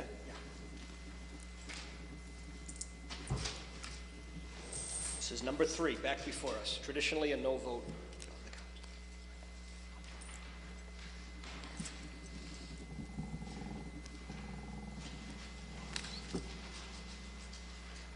Vice President Caraviallo. Council Delarusso. Council Knight. No. Councilor Kern. Council Marks. Council Penta. No. President Caruso. No, 0 in the affirmative, 7 in the negative. The motion fails. Item number 4, to adopt a small commercial exemption. I'm sorry. All right. On Councilor Penta's motion to have the clerk, the city assessor to provide us with the data, A sampling, yeah. the sampling chart that he asked for. All those in favor? Aye. All those opposed? The ayes have it. That is the end of that paper. Mr. President, we're under suspension. Oh. While we're under suspension, Councilor Longo-Kern moves to take 14-789 out of order. All those in favor? Aye. All those opposed? To the Honorable President and members of the Medford City Council. Claimant name, Adelina Palermo versus the City of Medford. Date of accident, March 7, 2013. Date of settlement, December 8, 2014. The claimant, Adelina Palermo, age 73, of 112 Sheridan Avenue in Medford, Mass. 02155, seeks compensation for injuries suffered as a result of a raised sidewalk located near 106 Sheridan Avenue, Medford, Mass.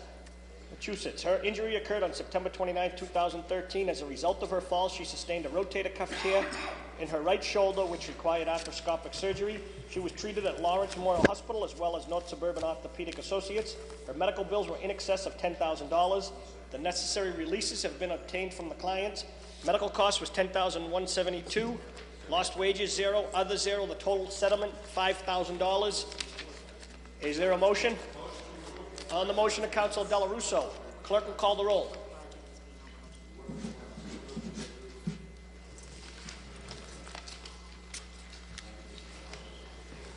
Vice President Caraviallo. Yes. Council Delarusso. Yes. Council Knight. Yes. Councilor Kern. Yes. Council Marks. Yes. Council Penta. Yes.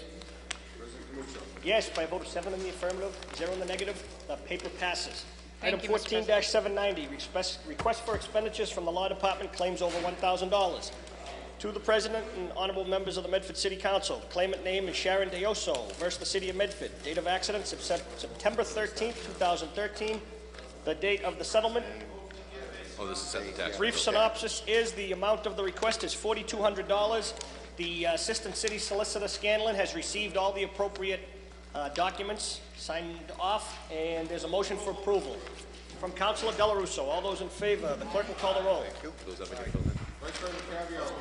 No. Council Delarusso. Yes. Council Knight. Yes. Council Kern. Yes. Council Marks. Yes. Council Penta. Yes. President Caruso. Yes, by a vote of 7 in the affirmative, 0 in the negative, the paper passes. While we're under suspension, 14-784, offered by Councilor Longo-Kern. Be it resolved, the Medford City Council vote to reduce the tax levy by the average of the last 3 years, a certified free cash amount, which is approximately $1 million. It's okay. As stated to us on December 9th by multiple department heads. Receive and place on file, Councilor Longo-Kern. We took a vote on this during the tax paper. Did you skip one, 14783? Well, I figured this one, in case there was more questions before they left. 783, we're gonna take up.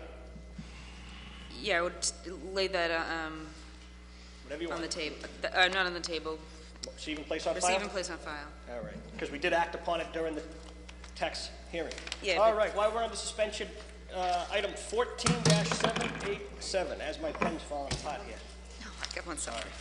Item 14-787, from Mayor Michael J. McGlynn to the President and members of the Medford City Council regarding amendments to Division 2 Fair Housing Commission and Division 13 Human Rights Commission. Dear Mr. President and members of the Medford City Council, I respectfully request and recommend that your honorable body approve the following amendment to Division 2 and Division 13 of the ordinance of the City of Medford. This amendment strikes the present provisions of our revised ordinances that set forth the Fair Housing Commission and the Human Rights Commission and blends the two commissions into one commission that will be called the Human Rights Commission. This effort originated with members of the Fair Housing Commission and the Human Rights Commission. They have been working with the city solicitor for the better portion of a year on this consolidation. This amendment takes into consideration the respective individual jurisdictions of each commission and joins them in a fashion that will allow the resulting commission to address the significant and ever-expanding issues of human rights and fair housing in a comprehensive and streamlined fashion. The following is a full text of the proposed amendment. If I may give a brief synopsis on the proposed ordinance. Is the council is okay with that? We're at 7.5 pages, I believe. Is that all right, ladies and gentlemen? All right, on the motion of Councilor Del Russo for a synopsis of the paper.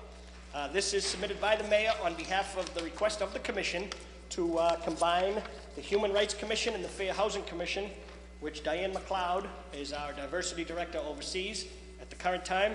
It also, I believe, adds additional classes that are recognized today.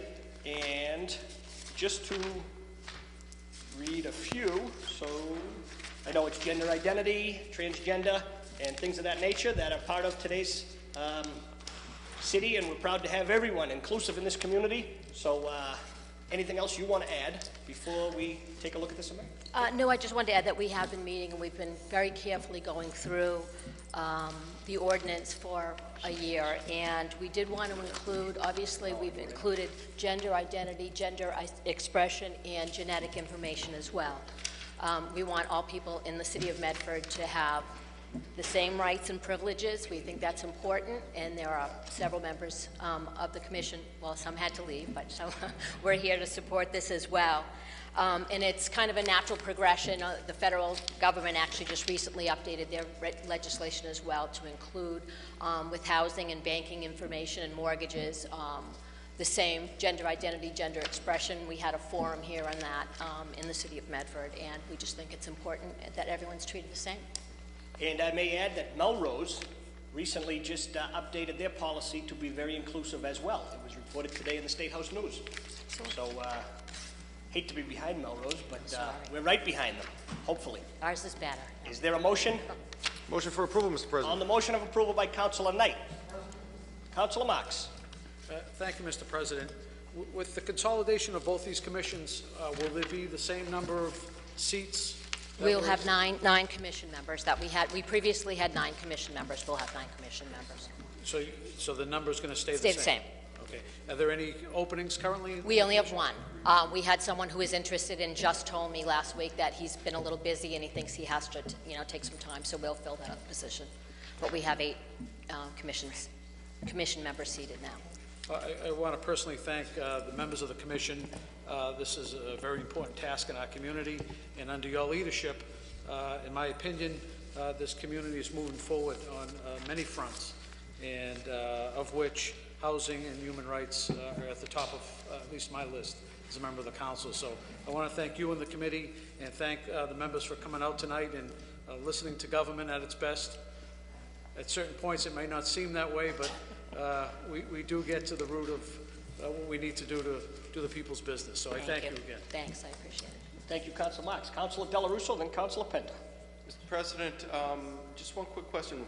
What was the piece of genetic information? Genetic information. Could you just explain that?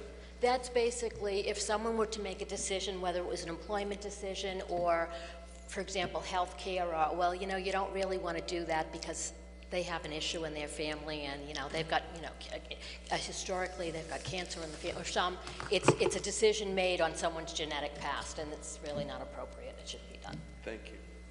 Thank you, Councilor Del Russo. Councilor Penta. 2 points, Mr. President. Under section 50-65, it talks about appointments, and it says the appointments to the Human Rights Commission, the mayor shall appoint. Apparently, he's appointing all the members. Isn't there anything within your membership that would go out of bounds, so to speak, and you folks elect members for someone who might be? Why are these 9 members all mayoral appointments? Well, normally what our process is, we have people that come to our meetings that are interested in participating. They normally come to a couple of meetings. We all get to know each other. They make sure it's a good fit for them. That's what they wanted to do. We make sure it's a fit for us. I mean, we've had people come in the past and they said, you know, this isn't what I thought it was. Or, and then from there, we always talk about what can you bring to the commission. And, you know, we want people who are active and participating in the community.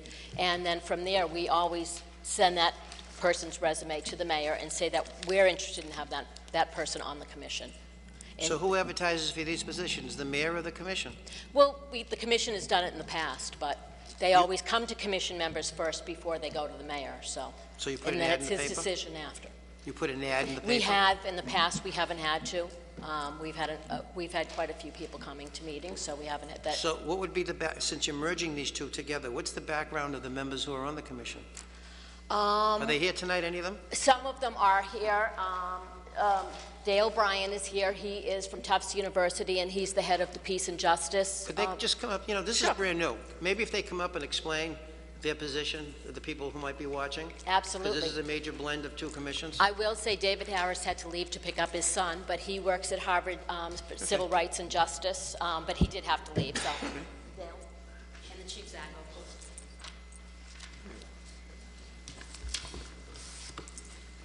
Dale Bryan, 17 Walcott Street. Member of the Human Rights Commission. In full support of the change of the name and the combination of the two commissions. Thank you. No, could you just explain, what's your interest and why are you involved? How did you get involved with this? I was approached by one of the city chaplains to ask if I was interested in the commission. I had a discussion with the diversity director, Diane McLeod, if I would be interested in participating in the commission. I met with, again, one of the city chaplains to discuss the possibility. I met with the city solicitor. I met with the school superintendent. I met with the mayor to discuss interests that I would have on the commission, roles for the commission, and I participated several meetings before agreeing to have my name put forward to the mayor with the full support of the then commission members, which at that time included members of the Persons with Disabilities Committee members. Thank you. Do you want to hear from Chief Zacco as well? Mr. Bryan, can you just tell us a little bit about how you're liking it and how it's working out? And other than this ordinance, are there any other things that you guys have been working on? I know November was National Disability Awareness Month. Diane and I spoke at length about it, and I'd just like to maybe hear a little bit about your experiences being on the committee and how you like it. Well, I said to David Harris, who is the chair of the commission, before he left this evening, that in the first year plus time I've been on the commission, there's a lot more work involved than I knew to expect.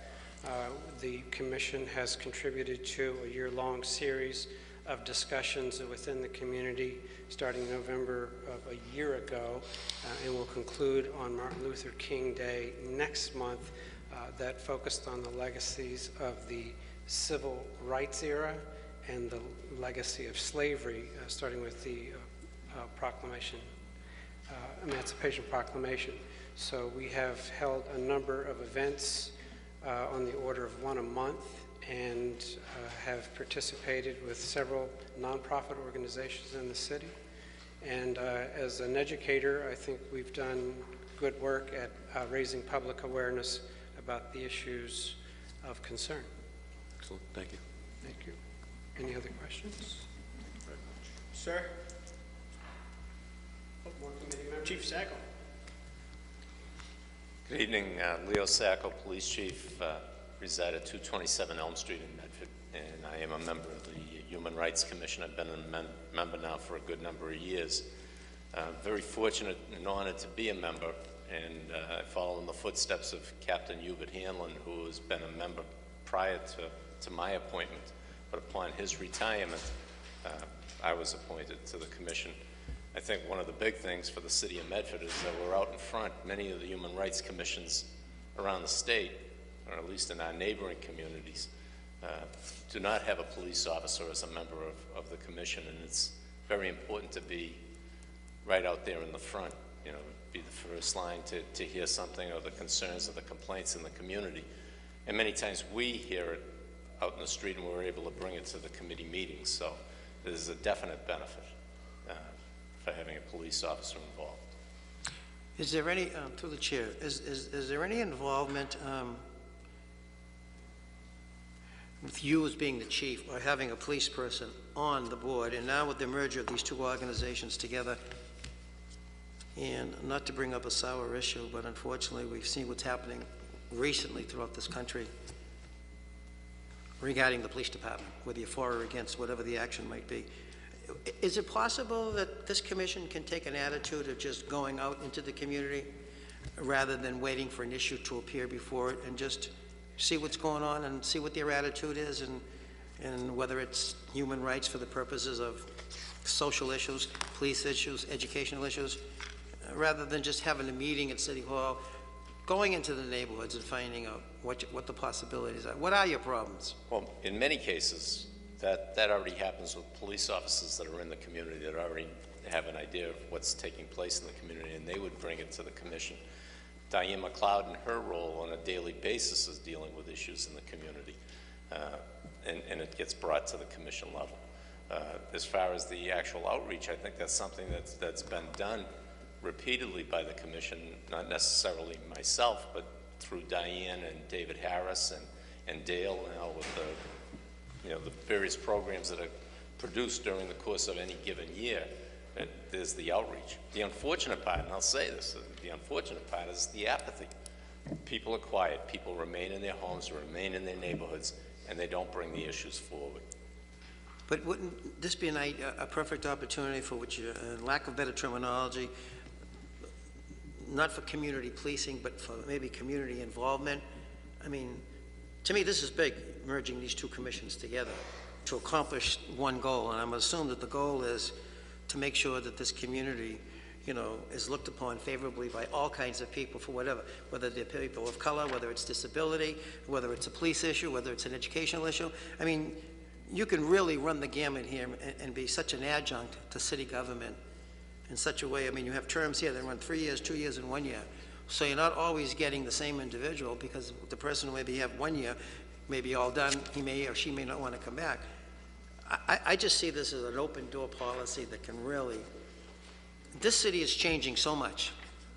And I think this is an absolute unique opportunity to get into the bowels of every corner of this city with this committee, whatever you want to call it. And this is what I would be expecting this committee and commission to do. I'd like to give you an idea of what we have been doing, because, as we said the last year, we've had a forum of following and tracing our faces, which we had a takeoff from the faces of Medford. And we started last November, and that was our kickoff. And every single month, as we said, we've been doing an activity in the community. So not in any particular order, just so you're aware. We've had 3 films at Medford Library around different civil rights issues, and we've had discussions with either a professor, et cetera, after. So there was the general public that attended those events. We also had Dr. Bernard Lafayette, which is one of the Freedom Riders, was actually at the high school, and he spoke to the entire junior class. He left after that. He was so well received. The kids were surrounding him after the event, and then he went and he met with the honors class, history class, and he talked to that class for a while. He also spoke at Tufts University as well. We also had a project that we wanted to do with the students because we wanted youth involvement. So we had a project here a few months ago where you probably saw the photos that were around with the Post-its on it. We had this place packed with over 300 people that day. It was students, it was teachers, it was parents, and we had a speaker who was here, Muji Kareem, and he spoke to the kids about self-worth. And it was incredibly, they didn't want to go home. We had to push them out. There were so many kids here, it was absolutely fabulous. So we did really have that program as well. And then we're also talking about planning our last event, which would be for MLK Day. And we are talking about what happened to the two youth in Ferguson and New York, and how we don't want something like that to happen here. So we're going back to those youth to try and have a discussion about what we can do, what their self-worth is, and then what we can do to make something like that not happen here. How can we communicate better? And so we're just in the planning stages of that, but that's what we're doing now. So that's one of the objectives of this commission? That's one of our forums that we've planned since last year, and we've been doing that, like I said, every single month we've had something going on. I'm sure there's more. That's the ones I'm thinking of at the top of my head, but we haven't stopped since last. So the membership of the commission are how many? There are eight of the 9 positions. And how many of the Human Rights Committee? I mean, you're The merging the Human two Rights together. Committee is 9. That's what we've got now. We had some of the fair housing people that we had on the commission that had left. We had, she's now a judge, Elizabeth Cremens, who was working at the Community Housing Board, and we had people from the fair housing. But you're down to 9 now. Yes, You're having 9 we're members. keeping it at 9. But how many did you have between the two altogether? How many were there? No, right now we only have 8 because as people left. Before you merged, the two commissions separately. We're both 9, but as people left, we Yep. knew we were going to do this merge, and we didn't want an 18-member board. So as people left, Okay. as this was happening, we knew we weren't filling spots because we didn't want to have, it was just uncontrollable to have that many people. And what do you have, a 1 or a 2 or a 3-year vacancy? Which vacancy is it? It would be a 1. You also go to section 5066, meetings and quorum. And this is the one that I think I would make a suggested change. It says, when enough members are present to constitute a quorum, a majority of those present shall be sufficient for any action taken. So if only 5 out of 9 show up, you're going to tell me 3 out of 5 and a decision? No. 5 out of it has to be 5 for a quorum. Right, but it also says a majority of those present. So if 5 show up and a majority of 5 is 3, they're going to set the tempo for 9 members? I don't believe that. Whoops, give me this. Section 50-66. Right, I read that also. The sufficiency of the vote would always be a majority, just like it is with a council rule. You couldn't pass something to the council unless you had 4 votes. But this doesn't say that. It says that that the majority... Those present shall be sufficient. Yeah, the sufficiency of the vote would always be a majority. But it doesn't say that. A majority of the commission. Maybe that should say that, and not of those present. It says a majority of those present Right, shall be... that should say a majority of the commission. Sufficiency of the vote is always a majority. Councilor Knight. Oh, wait a minute. I want to amend that last line. After the word majority of, it should say a majority of the commission. And eliminate the words and those present out of section 50-66. Meetings, quorum, that's the headline. Can you say that again, please, Councilor? Councilor Knight. Just a point of clarification, as I read it, says 5 members of the commission shall constitute a quorum. No binding decision shall be made at any meeting at which not enough members are present to constitute a quorum. When enough members are okay, so I see what you're saying, Councilor. So you're saying that a vote of 3 of 5 could constitute a majority vote as opposed to a vote of 5 of 9. All right, we have a motion for approval. Is there a motion to waive the 3 readings as amended? There's a motion by Councilor Della Russo. You'll have plenty of to speak. Motion of Councilor Della Russo for approval of the ordinance, waiving the 3 readings, which speeds the process up, as amended by Councilor Penta. The gentleman behind you, would you like to speak?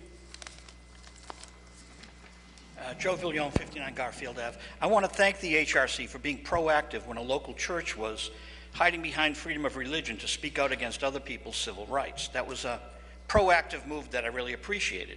My question is that if a victim is a target of the recent graffiti, say at a university here, is this new merger going to be proactive and help the individual that may have been targeted by that graffiti?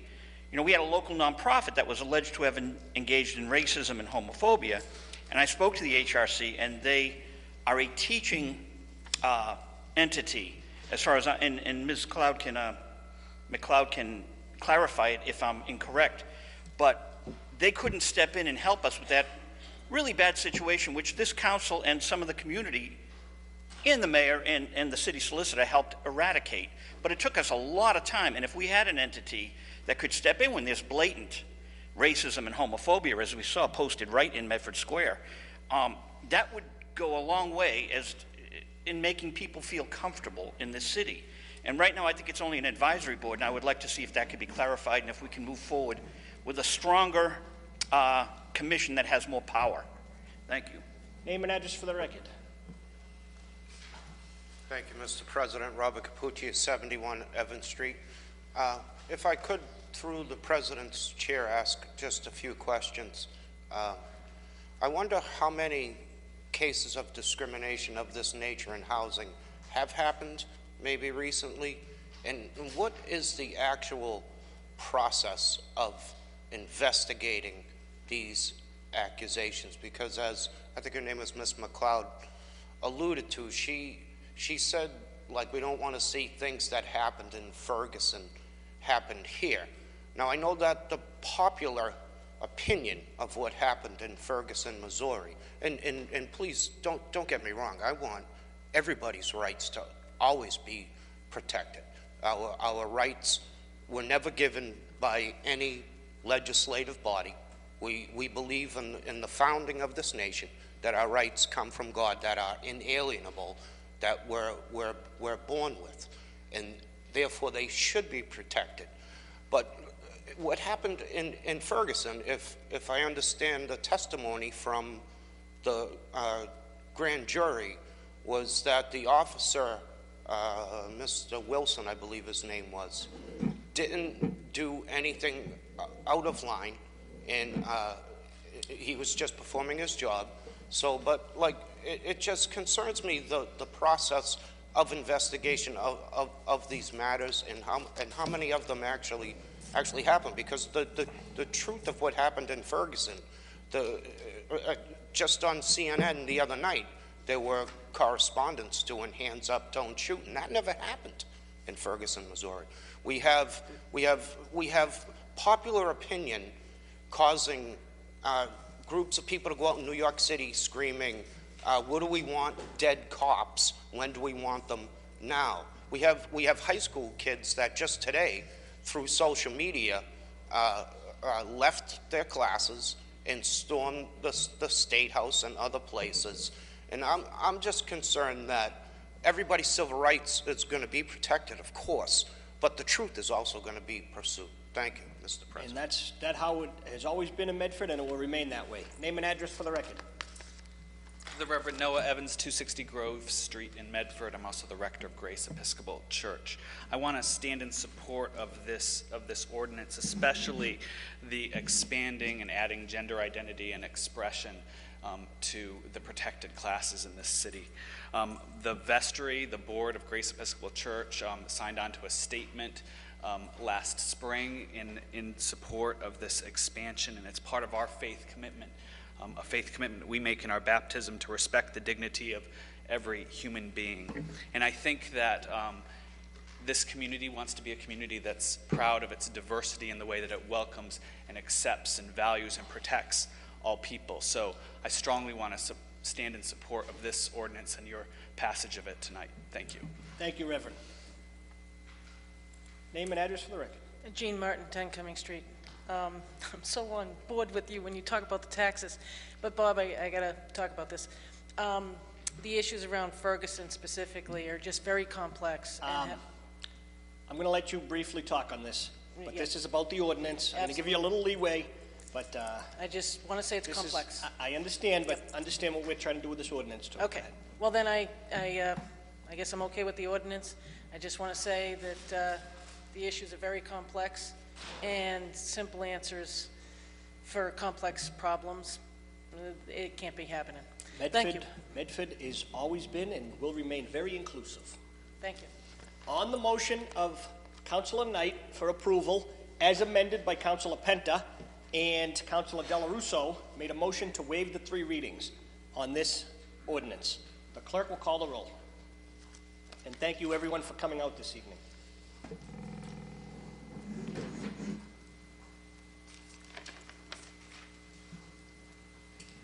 Vice President Caraviallo. Yes. Councilor Della Russo. Yes. Councilor Knight. Yes. Councilor Kern. Yes. Councilor March. Yes. Councilor Penta. President Camuso. Yes, by a vote of 7 in the affirmative, 0 in the negative, this is passed unanimously by the Medford City Council.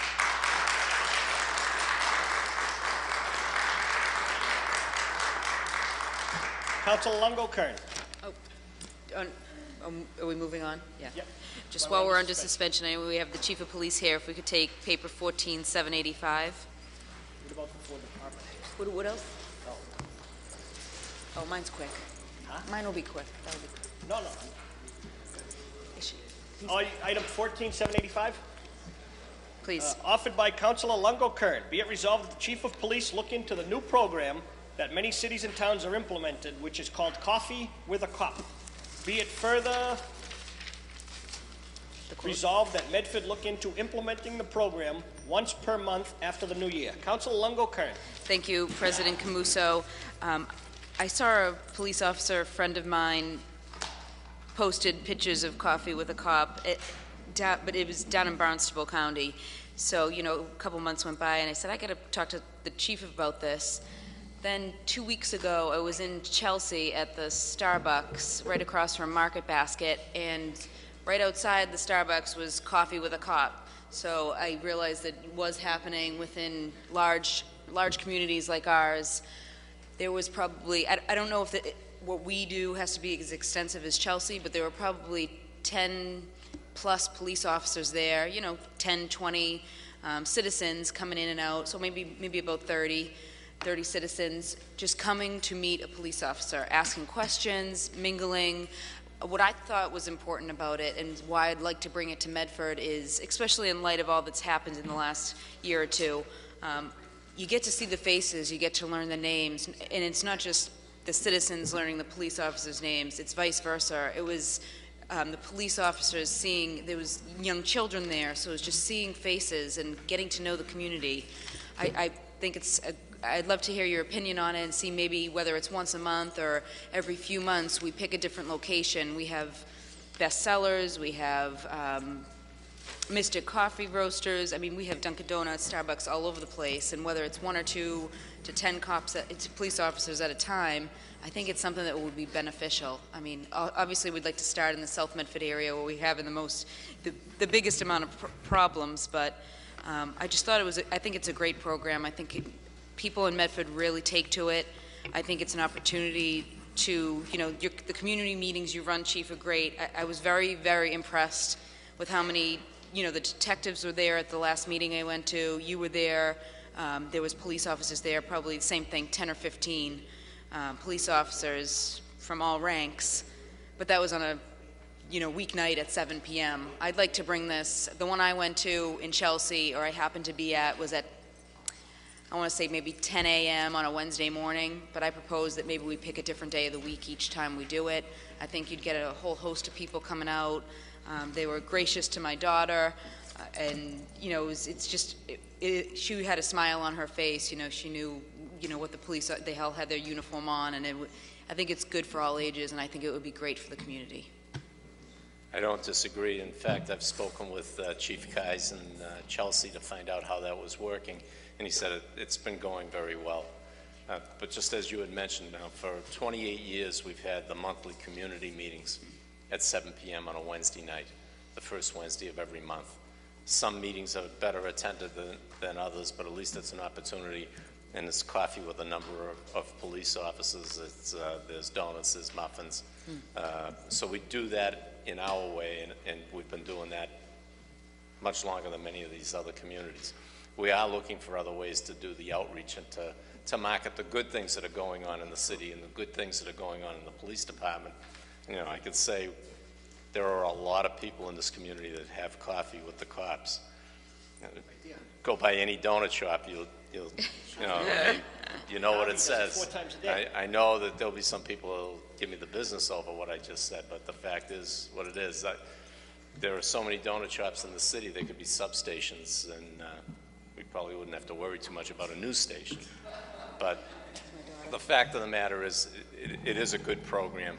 It's something new that's being done by various communities. We're looking at it, and we may not start it right away, but I would say probably in June, July, and August, when things slow down for our regular monthly community meetings, that would be something that we would definitely try by then.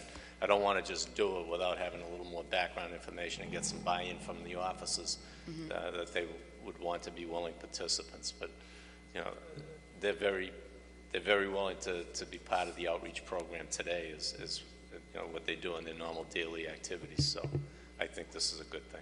Thank you, Chief. I know I truly believe we have some great police officers in Medford. I mean, just to get them to talk to the people, I think would be huge. Just what I hear from the young people in the schools, you know, in the DARE program, you know, it's a big thing to wave, to smile, and, you know, say hello. Those 3 little things, very simple, that would go a long way. Thanks, Chief. Thank you. Name and address for the record. Jean Martin, 10 Cumming Street, and I'd like to just echo what he said, that this is a great beginning for street walking police officers. It's a great beginning. We need to get out there because we have had demographic shifts like never before. We have more students all over the place at Tufts University. We have whole neighborhoods that have changed. The Glenwood section, if you go to the Stop and Shop, you won't recognize anybody. There's so many new faces down at that Stop and Shop. You can see the new people coming in and going out. And these people are renters. A lot of these 2-family houses have turned into rental properties. And so you need to make yourself, you need to find them because they're not going to come to you. So I just want to encourage this program and to continue it. Thank you. Thank you. On the motion of approval by Councilor Longo-Kern. Roll call, please. Roll call has been requested.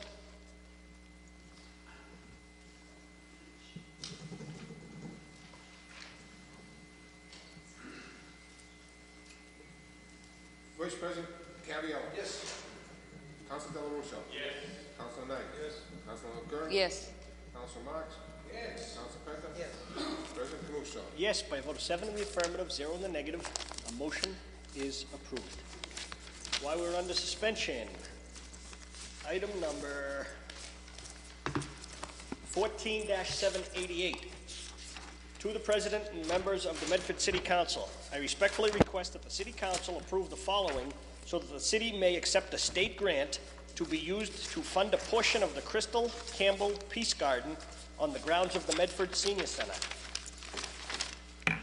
Number 1, that the Medford City Council authorize the submission of an application for Parklands Acquisition and Renovation for Communities Program in the amount of $299,350.14 to the Executive Office of Energy and Environmental Affairs, Division of Conservation Services. Number 2, that the mayor be authorized to execute a grant agreement and take such other actions as are necessary to carry out the terms, purposes, and conditions of this grant. Number 3, that the city solicitor be authorized to prepare and the mayor execute a deed restriction for land within the boundaries of the property at 101 Riverside Avenue as required by the EOEA, preserving such land for the purpose of a public park under the provisions of Mass General Law, Chapter 45, Section 3, and Part 2 of the revised ordinances of the City of Medford, Section 62-61, and all documents incidental thereto. Number 4, that the following funds be appropriated and be available to fund the Peace Garden project and to upfront the costs of the PARC grant.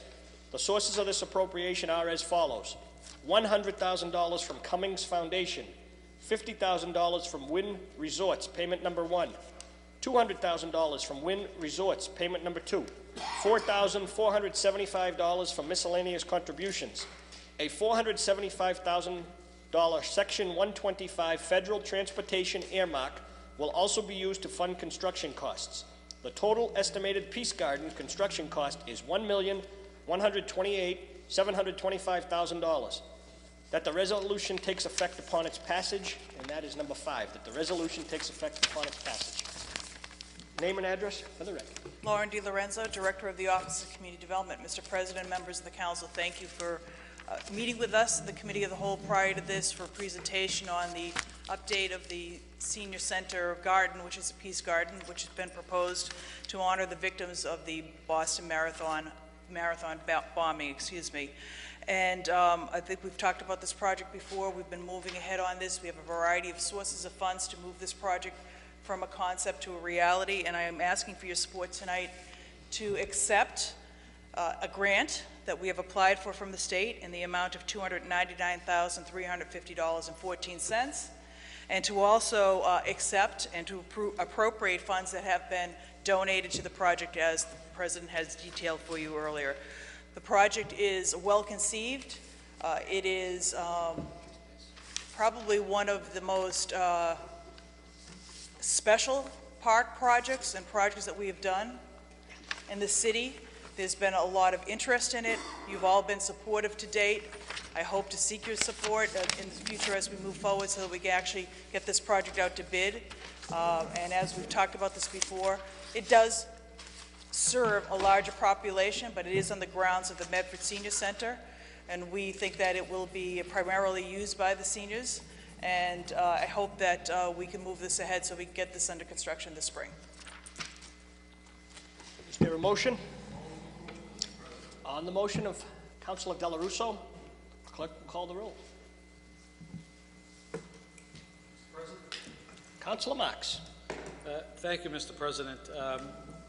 At tonight's Committee of the Whole meeting, the issue of maintenance of this particular peace garden was mentioned, and from what we were told, the maintenance has not been outlined as of yet, but currently, I guess, is in the process of putting together a full-fledged maintenance plan. And I was hoping that we would have this prior to any vote of this council.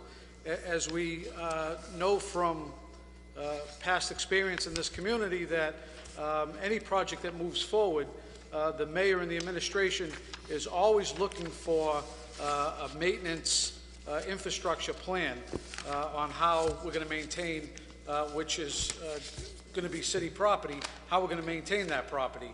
And I would see this park as no difference. I realize the administration is touting this peace garden, and that's under the mayor's purview to do that. However, while we have so many infrastructure demands on both the municipal and educational fronts that require immediate attention in our community, I would support a balanced approach, Mr. President, of the $1,298,725, which would provide a modest memorial honoring the Boston Marathon victims, while recognizing the local needs that we currently are addressing within our community, i.e. road and sidewalk repairs, educational programming, municipal building maintenance and repair, enhanced public safety measures. You know, we heard tonight that the different earmarks that are going to pay for this peace garden, and Wynn Resorts has a total of 2 payments of combined $250,000. I, as one person that live in the Wellington area, and I think we all recognize this issue when the casino was first mentioned going to Everett, was the #1 concern that residents had was the traffic impact in our community. And then the #2 was public safety, and #3 was the impact it would have to the local business economy in the area. And I am very disappointed that the mayor opted to put $250,000 from Wynn Resorts into a peace garden, when, in my opinion, the #1 issues that were mentioned over the past year should have been on the table and addressed, whether it's public safety, whether it's traffic mitigation, any one of those issues, the $250,000 could have gone to improve conditions within our community, Mr. President. I am not opposed to memorializing the devastating impact that marathon bombing had, in particular on one of our own in the community, and 4 additional others, and many countless people that were injured during that day that still suffer the emotional scars from that particular time. However, I believe that we could do this in a way that we could accomplish that goal and also accomplish the many needs that we hear over and over again. As you can see within the chamber itself today, we have construction being done on the ceiling and parts of the ceiling that are caving in. We all know the conditions of our municipal buildings throughout the city. We heard earlier tonight about $1,200,000 of improvements needed in our public school system, and the list goes on. And I'm not saying that this demand list or this list that's out there of needs should replace any other thing that may take place in the community. We always need to move forward. However, I think there could be a balance of the spending on this particular memorial, and I would support moving forward on a modest memorial, one that can accomplish that goal and also accomplish the goals that are before us in our community regarding public safety, regarding road repairs, regarding infrastructure, Mr. President. So those are the comments I wanted to make, and I also wanted to clarify that the construction cost may be $1,128,725, but you also have to factor in the design and the initial survey cost. That's $170,000, and that brings it up to the figure I mentioned, almost $1,300,000. It's $1,298,725. And I don't know how my colleagues feel on that. I believe the current lack of a maintenance plan, although it's in the works, and I'm not doubting it's not in the works, this project, according to the mayor, according to the article I have from the Boston Globe, and this was dated April 11, 2014, it said the design plans have been in the works for 11 months. So that would date that back to May of 2013, Mr. President, that this proposal was out there in the administration and his staff was working on it, and we as a council had very little input, because my input at the time would have been, let's go, let's get something done, but not to that level. We have too many needs in this community. So those are my comments, Mr. President, and I look eager to hear what my colleagues have to say. On the motion of approval by Councilor Della Russo, clerk will call the roll. You didn't press your button until just now, Councilor. Go ahead. Love to hear from you. We've had many conversations about this, as you know, and it's not that I'm opposed to the garden, but in part I'm opposed to the expenditure of this large amount of money. I also have an issue as it relates to how it's being dedicated. I believe, unfortunately, what happened to this young lady shouldn't have happened to anyone, but she and 3 others who the mayor has decided to nominate the dedication to be for, I think it misses the boat about all the people that really did get hurt and killed, and some people damaged for the rest of their lives. 2 parts that I don't agree with on this, as I attended the meeting in, what was it? The linkage meeting back in April 16th of this past year. And the mayor at that point in time indicated, quote, that people are calling off the phone wanting to make contributions. And as we have indicated here tonight with the paper that you've submitted, that only $4,475 are miscellaneous contributions. Now I look at the wind contributions of $250,000, 2 separate ones. It was this Medford City Council, I believe, in January of last year, between Council Lungo and myself, when we introduced resolutions on the matter of the Wynn Casino being a community next door, having a preference as to, what our position should be, who I believe there were 7 resolutions between Council Lungo and myself passed forward as it relates to the impact of that casino that was sent to the mayor, and the mayor never once responded back to this council, never once asked us in part of mitigation and as a surrounding community what we would be looking for. And if I remember correctly, he himself submitted a document to the Mass Gaming Commission indicating money to be used for the Wellington area for a program study, for the traffic impact, and I believe there was another one as it relates to the Wellington Circle intersection over there. Now, taking that and coming forward and now recognizing that Wynn has given us $250,000 and never once has the mayor ever come to this council and just saying, listen, I've got $250,000. I'd even like to use part of it at this park over here. What would you guys and ladies like to do with it? Nothing, never, no response. Absolutely zero as it relates to that. And then we get the $100,000 contribution from the Cummings Foundation. And that's all well and good. If he felt that he wanted to submit that, get the $100,000, so be it. But now you're taking the $475,000 from, which was originally going to be the mayor's water taxi park development over there on Clippership Drive, for which, again, council never, no public hearing ever took place before this council to ask for our recommendation. And as you alluded to earlier this evening, even though it's a federal grant, a lot of the times cities and towns make the request and there's no votes that are taken.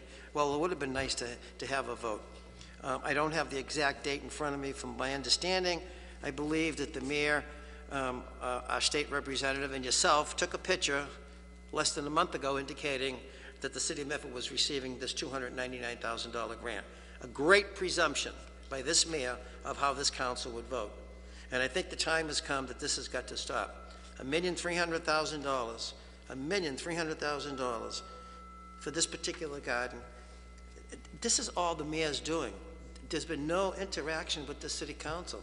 There's been no action for inclusion with the city council of what we would like.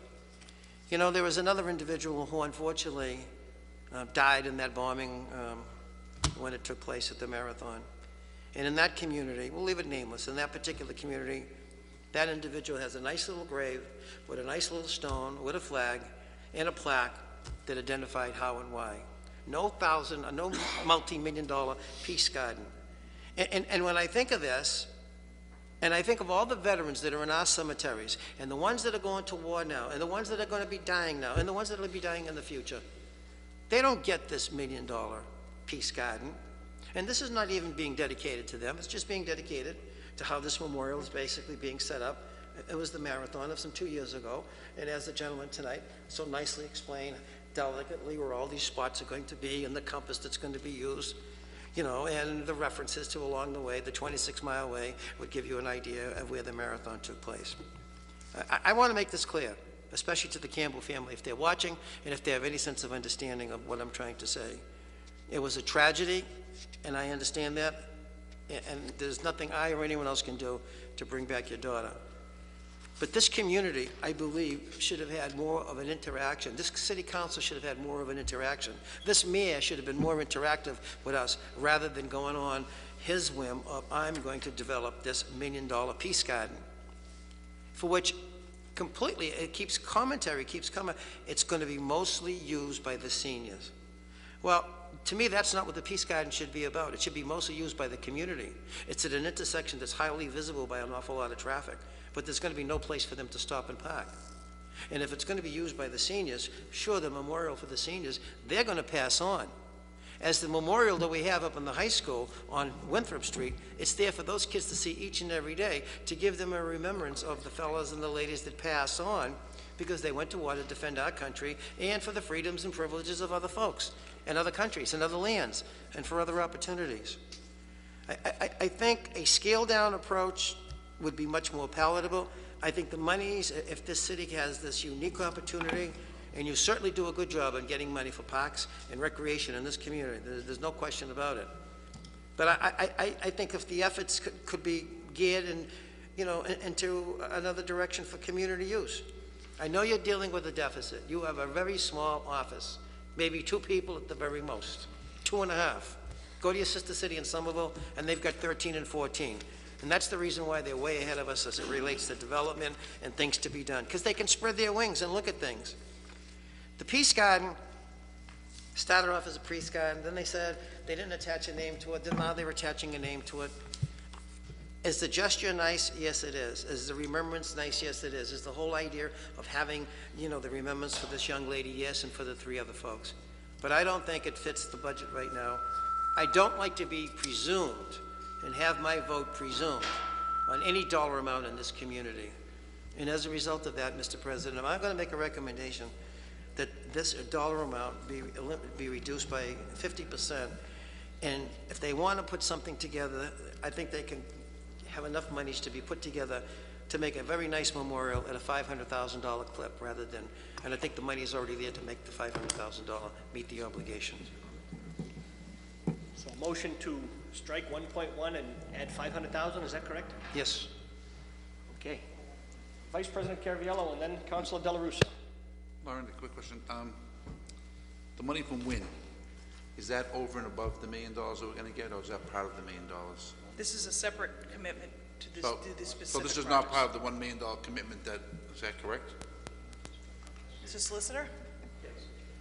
The $250,000 is part of the agreement with WIN. It's part of the $1 million that we're going to get? Yes, I could break it down for you if I had the agreement here. But it's certainly not that WIN only committed $250,000. There are many other elements to that agreement. Council Marks mentioned earlier about the maintenance agreement. I'd like to see that too as soon as possible. And the $475,000 that was coming from the water project. No, the $475,000 is a federal earmark for the Clippership Linear Park and Pathway. I think what Council was that part of the water? The water taxi is a separate earmark, and that it's off of the Clippership Linear Park, so it's all part of the cost. Is that part of the 475? No, it is not. It's that's additional allocation for that. It's a separate earmark. And now is that water taxi money still floating around? That water, we have a proposed scope of services that's been sent to the state. They send it to the feds. It's at the feds being reviewed now. So yes, it is. Okay, thank you. They're not floating around. It's still there, and we are attempting to access that money. So that money couldn't be used for this park? No, that will not. That's a ferry boat discretionary grant. It's very specific. Just as this park grant application is specific to this particular project based on the application that we have. If you don't mind, can I just clarify that if this allocation is cut in half, all of the design plans have to be changed. This earmark would not be available, and really the funding package would have to be completely changed. So I just want to stress that. I'd like to see as soon as possible, the maintenance package. As I said at the Committee of the Whole, we have a meeting this week with some of the division and department heads to discuss how we best going to approach maintenance, and that I will. Who's going to be donating services? Right. I'll submit that plan to you as soon as we know what it is with an estimated cost. Point of clarification, Mr. President. Point of clarification. Did you just say that the $75,000 for the water taxi is not part of the $475,000? $475,000 is a separate earmark. That is a transportation earmark for Clippership Linear Path and Parkway. The ferry boat discretionary grant is approximately $795,000. It's a separate earmark. When were we going to be told? When was our public hearing for that one? We don't even have an approved scope of work. Once we have it approved that the feds have allowed that to go forward, we will have public meetings on that. I understand your frustration. It is the process that we don't have that money yet. We have an earmark without the money being allocated, I should say, to the project. Just to point that further, Mr. President, why would you want to spend that much time, effort, and energy on something that, I mean, if this is another project of the mayor's, I mean, it's taking away from other projects that the city needs, and this council isn't even aware of that one. God. All right, Councilor Della Russa. Mr. President, again, I motion approval of the paper that was presented before us. Thank you. And just one clarification.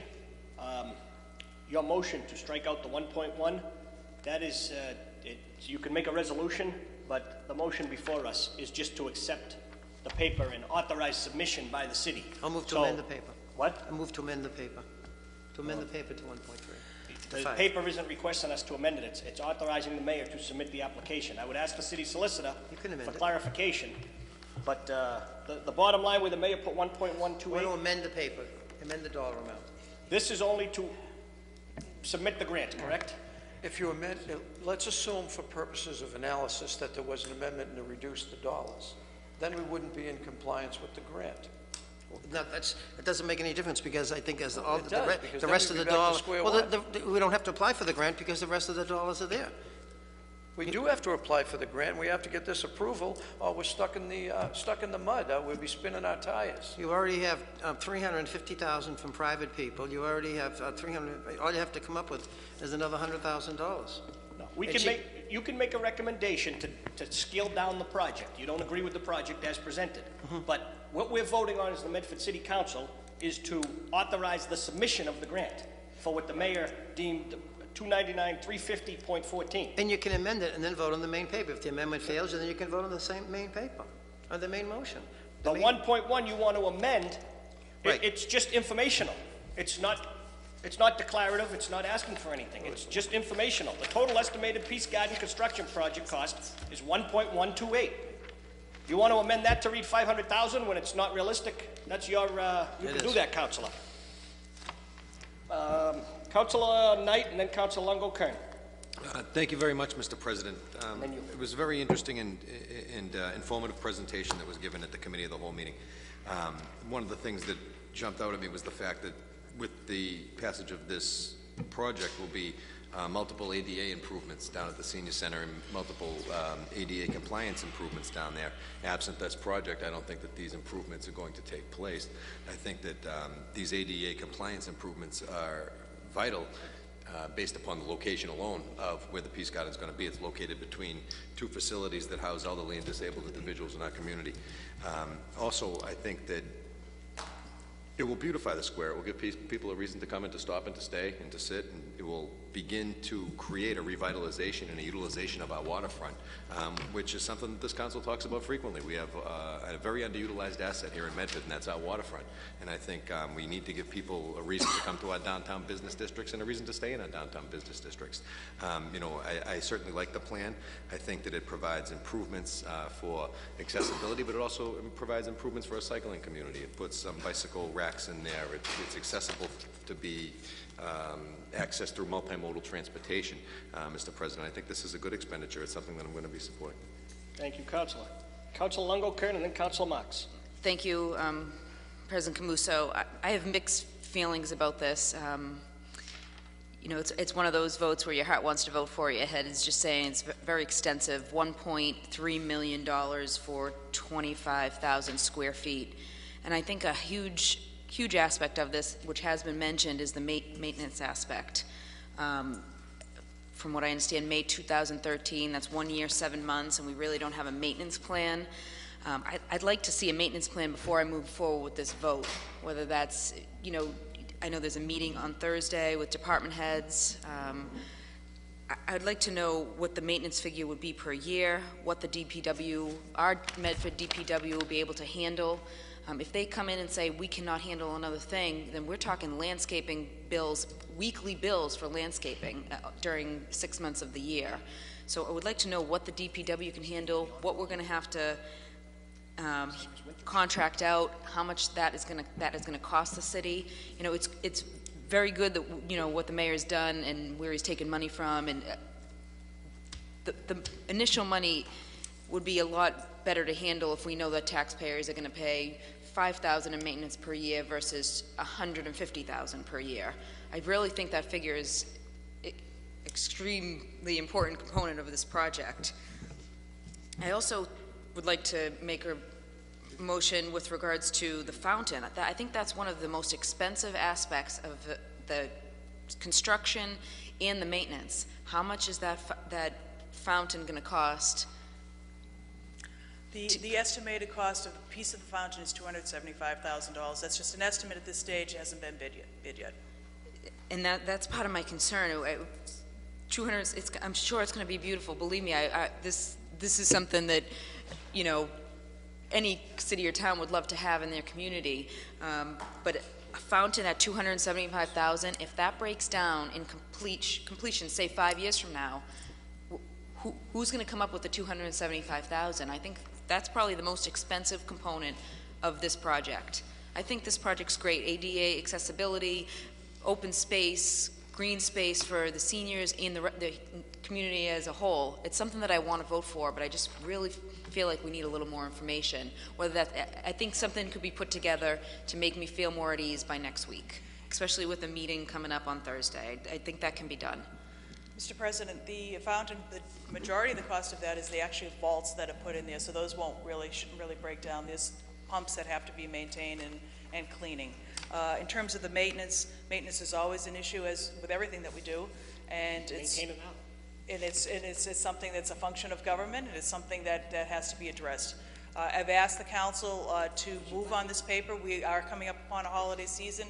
The grant agreement has to be executed, by December 31st. And I know that we all know that grants are still taxpayers' dollars.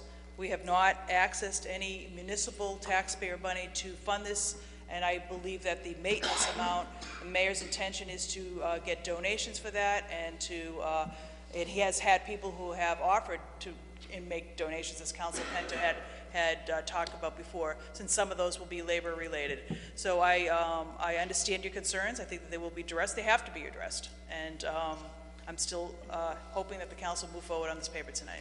Okay, so If I may finish, I think that's an important aspect. Are these donations coming in on a yearly basis? Is it going to be a one-time donation? So 5-10 years from now, it's completely up to the city.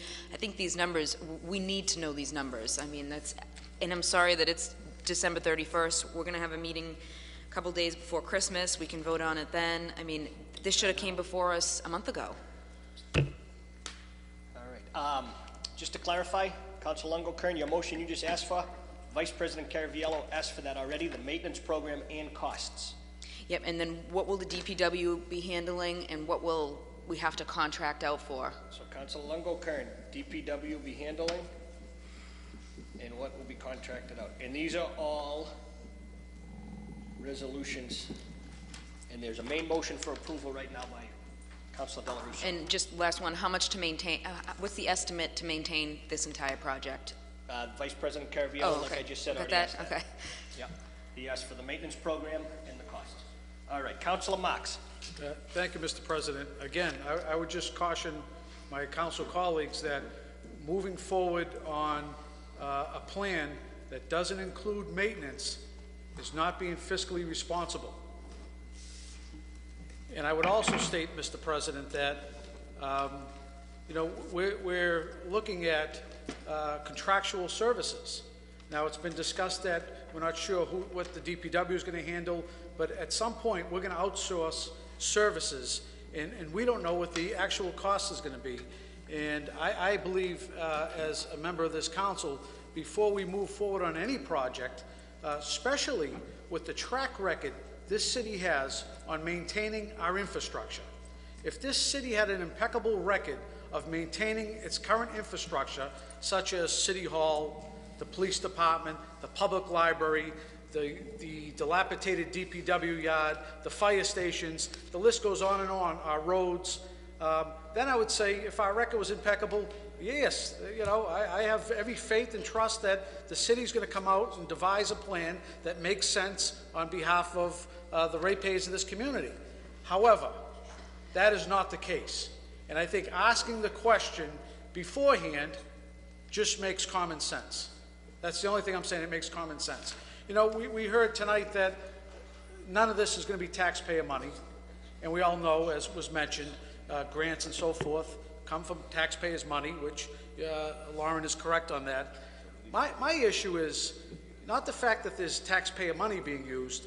The money that's going into this project could be allocated for a different use. The $250 from wind management could go for anything we want in this community. And don't let anyone tell you otherwise. This happened to be, the mayor had his pecking order list, and he chose to use it for this. Now, that's every prerogative the mayor has, and good for him. But that $250,000 could have been used for any need in the community. The Cummings Foundation, if you read their grant application, it includes a list of causes, and this is not limited to them, but human services, education, health care, social justice. And if you look at, it's the 100K for 100 programs, it's $10 million a year the Cummings Foundation gives out to local cities and towns. The town of Burlington got their $100,000, and they're using it for a mobile command unit facilitating greater effectiveness in management of critical police incidences and the lives and safety of the people in their community. That's what they're using it for. Now, Reading's using it for understanding disabilities to meet increased needs of students and families by renewing its disability awareness curriculum. Watertown's using it to support early-stage empowerment programs, reaching people with early-stage Alzheimer's disease to improve quality of lives. That's what some of the communities are using it. The mayor sought to use the $100,000 and apply for the application to do a peace garden. That's his prerogative. I just want my colleagues to know that there's other potential uses. The park grant. It says in the park grant itself, under Section C, eligible projects are those for the purchase of parkland, development of a new park, or renovation of an existing park by any municipality with an approved open space and recreation plan, which we have. So that could be used for one of 24 different parks, and I realize the mayor just came before us to renovate a few more parks in the community, but I, as one that attended the parks and as growing up in this city, and also with my kids, know the need in each individual park and hear it from residents. So I believe that the park grant money, if the mayor opted to, the $299,000 could have been spent to revitalize some of the parks in the community, and we could have put together a committee and so forth to find out what the actual needs are rather than someone dictate what the needs are, and move forward on improving many of our parks. So there are a host of issues that could have been looked at with this money, and the mayor opted to use it this way. I happen to have a fundamental disagreement with the mayor on this. I think we could accomplish both goals. However, I was never involved in the process. According to the article in the Globe, April 11th, it says the design plans have been in the works for 11 months, but McGlynn said the proposal was kept private because the city did not have the money to build the garden. So they were working on this with his inner circle for a number of months, and we found out about it. I speak for myself. I found out about it by turning on the local news. That's how I found out about it as a member of the council. So, you know, I think honestly, Mr. President, I don't think anyone wants to be pitted one way or another. I think it's a worthy proposal. Do I think we could make handicap improvements and disability improvements to the senior center without building a peace garden? Absolutely. I mean, we don't need a peace garden to provide. And I would say, why weren't we doing this in the last 10 years? You know, provide what's necessary for the senior center in that particular area. Well, one last thing, Mr. President. And, you know, it was back in October 27th, 2014, that there was an article posted in the Medford Transcript. And from what I understand, it was a press release from the mayor's office. And the first paragraph is, and this is October 27, 2014, Mayor Michael McGlynn was pleased to accept a $299,350 in grant funding from the Executive Office of Environmental Affairs, Parkland Acquisitions and Renovations for Communities Park Grant Program, which will be used towards the construction of the Crystal Campbell Peace Garden. Tonight we heard that this grant wasn't approved until sometime the beginning of December and maybe a couple of weeks prior to that. So I'm not sure how the mayor takes the liberty to come out before the grant's approved by the Executive Office of Environmental Affairs, accepts the check, which is a picture in the paper, I'm not making this up, and Lauren, you're in the picture, accepts the check, and then says, don't worry about the council. We know they're going to accept this check. Don't worry about them. I'm going to accept it. I'm going to have my own press conference. I'm going to release my own press releases in the paper. And then the council will eventually vote on it. like everything else. They'll vote on it. They'll submit to my pressure, and they'll vote on it. So I would say, Mr. President, that, as I stated at the beginning, I support a modest memorial honoring the victims of the bombing of the Marathon, and with the additional monies that could be used, such as the WIN grant. As far as I'm concerned, the Cummings grant would have to reapply and put what we really need in this community. But that would be if I had my druthers, that would be what would happen, Mr. President. So tonight, I cannot support this grant that's before us for the $299,000, based on the reasons I just mentioned, Mr. President. Thank you, Councilor. Councilor Knight. Thank you very much, Mr. President. And I can certainly understand the concerns that my colleagues raise about a maintenance plan of perpetual care at the site. However, I want to point out that this isn't Hormel Stadium. It's not Plaisted Park. It's not even Barry Park, Mr. President. This location is the size of a large backyard in the city of Medford. And the city owns a portion of the space now and does provide maintenance and upkeep to the area. So the only major expense that's going to be outside of the ordinary, in my opinion, would be the fountain. And I don't think that the maintenance and upkeep of a fountain is going to change the scope of what's being done there right now too drastically. So, you know, I certainly understand the concerns about a maintenance plan. I think that these concerns are warranted, but I think they're warranted when we're looking at projects that are on a much larger scale. I know there is an expenditure of, $1.1 million to construct this, but I think that the ends are going to justify the means, and I think that the benefits are going to far outweigh the cons. Oh, and may I also add that I feel as though it's a fitting tribute to those that were lost in the Boston Marathon bombing, Mr. President. And I also am proud to be a part of the community that's going to have the largest scale monument to that tragedy to date. I agree 100% and support it wholeheartedly. Councilor Penta. I'm just shocked. Councilor Marks, did you just, I wrote it down, did you say October 27 in the Medford transcript? There's a picture of the mayor accepting a check for $299,000? Him and Representative Donato. And you. How does this happen? Ceremonial checks. We were all invited. It was Who was a grant invited? announcement. You may have been invited. We were all invited as a council. Yeah. I beg to differ with you. By the Office of There's Community Development. ceremonial checks when the secretaries come out and announce the award of the grants to communities. How could you accept a check when the council hasn't even discussed it for a vote? It's cardboard and it's this big. It doesn't go anywhere. Well, you know something?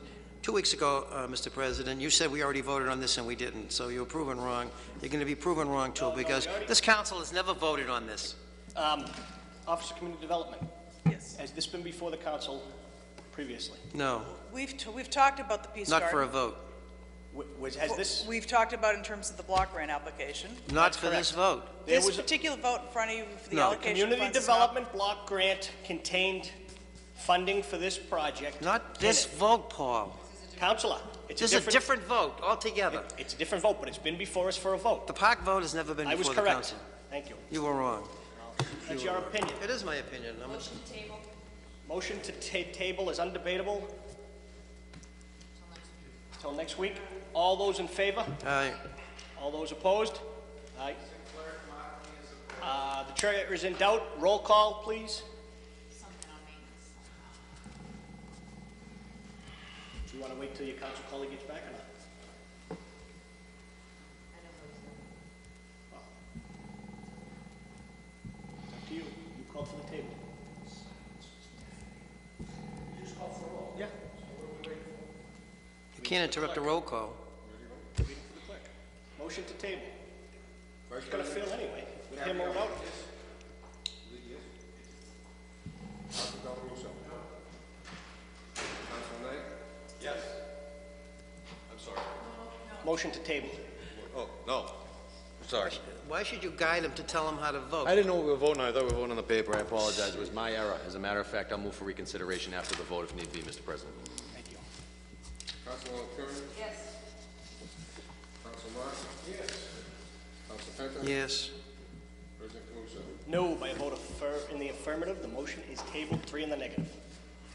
All right, offered by, while we're under suspension, offered by Vice President Caraviello. With 2 papers. Be it resolved that the Medford City Council offer condolences to the family of Medford school Wait, teacher. you have my resolution. How could you do that? It was tabled. The whole paper was tabled, Counselor. What table? The whole agenda? There's more on the agenda. You can have it your way. I guess you want your way all the time. No, Offered if you- 14-783, which, we'll go to Counselor Longo-Kearns, who's the next one on the agenda. Yeah. Item 14-783, offered by Counselor Longo-Kern. Be it resolved that the City Council receive a copy of the last 3 years' certified free cash forms, which were signed off by the DOR. Be it further resolved that the Council receive a breakdown showing which accounts the certified free cash came from for each of the last 3 years, each account and dollar figure. Councilor Longo-Kern. Thank you. I'll be brief, President Camuso. The first part we received on Friday. The second part I would move approval on. I'd like to see where the free cash is coming from, which accounts. If we could get a breakdown of that for the last 3 years. Motion for approval. On the motion of approval, all those in favor? Aye. All those opposed? The ayes have it. Next item on the agenda, offered by Councilor Penta.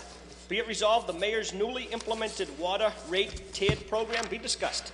Councilor Penta. Mr. President, as we know, we had a committee of the whole meeting a little while ago with the Water and Sewer Commissioners as it relates to the new tiered water rate structure. And at that meeting, it was kind of like informative that there were some issues of concern that they were going to investigate as it relates to the tiers, whether it's tier 1, 2, and 3. The one especially as it relates to tier 2, which would be the rate set for the commercial business, and the minimum of 0 to 800 in tier 1 for the residential, and that's something to be looked at.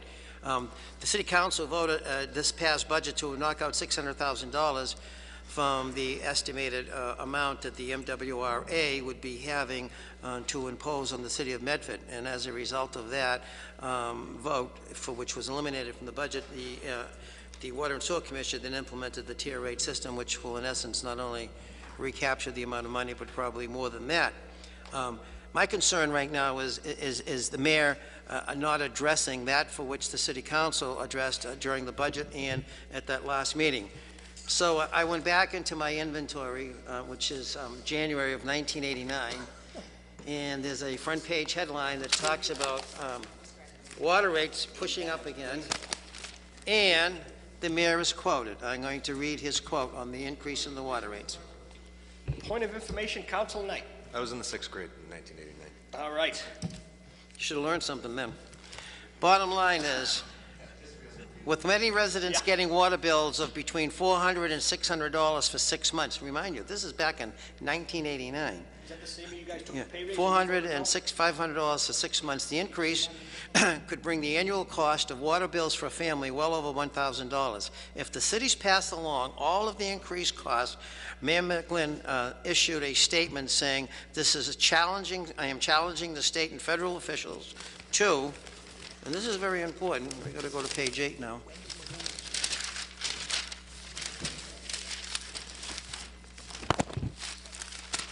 And this is the key part of the story.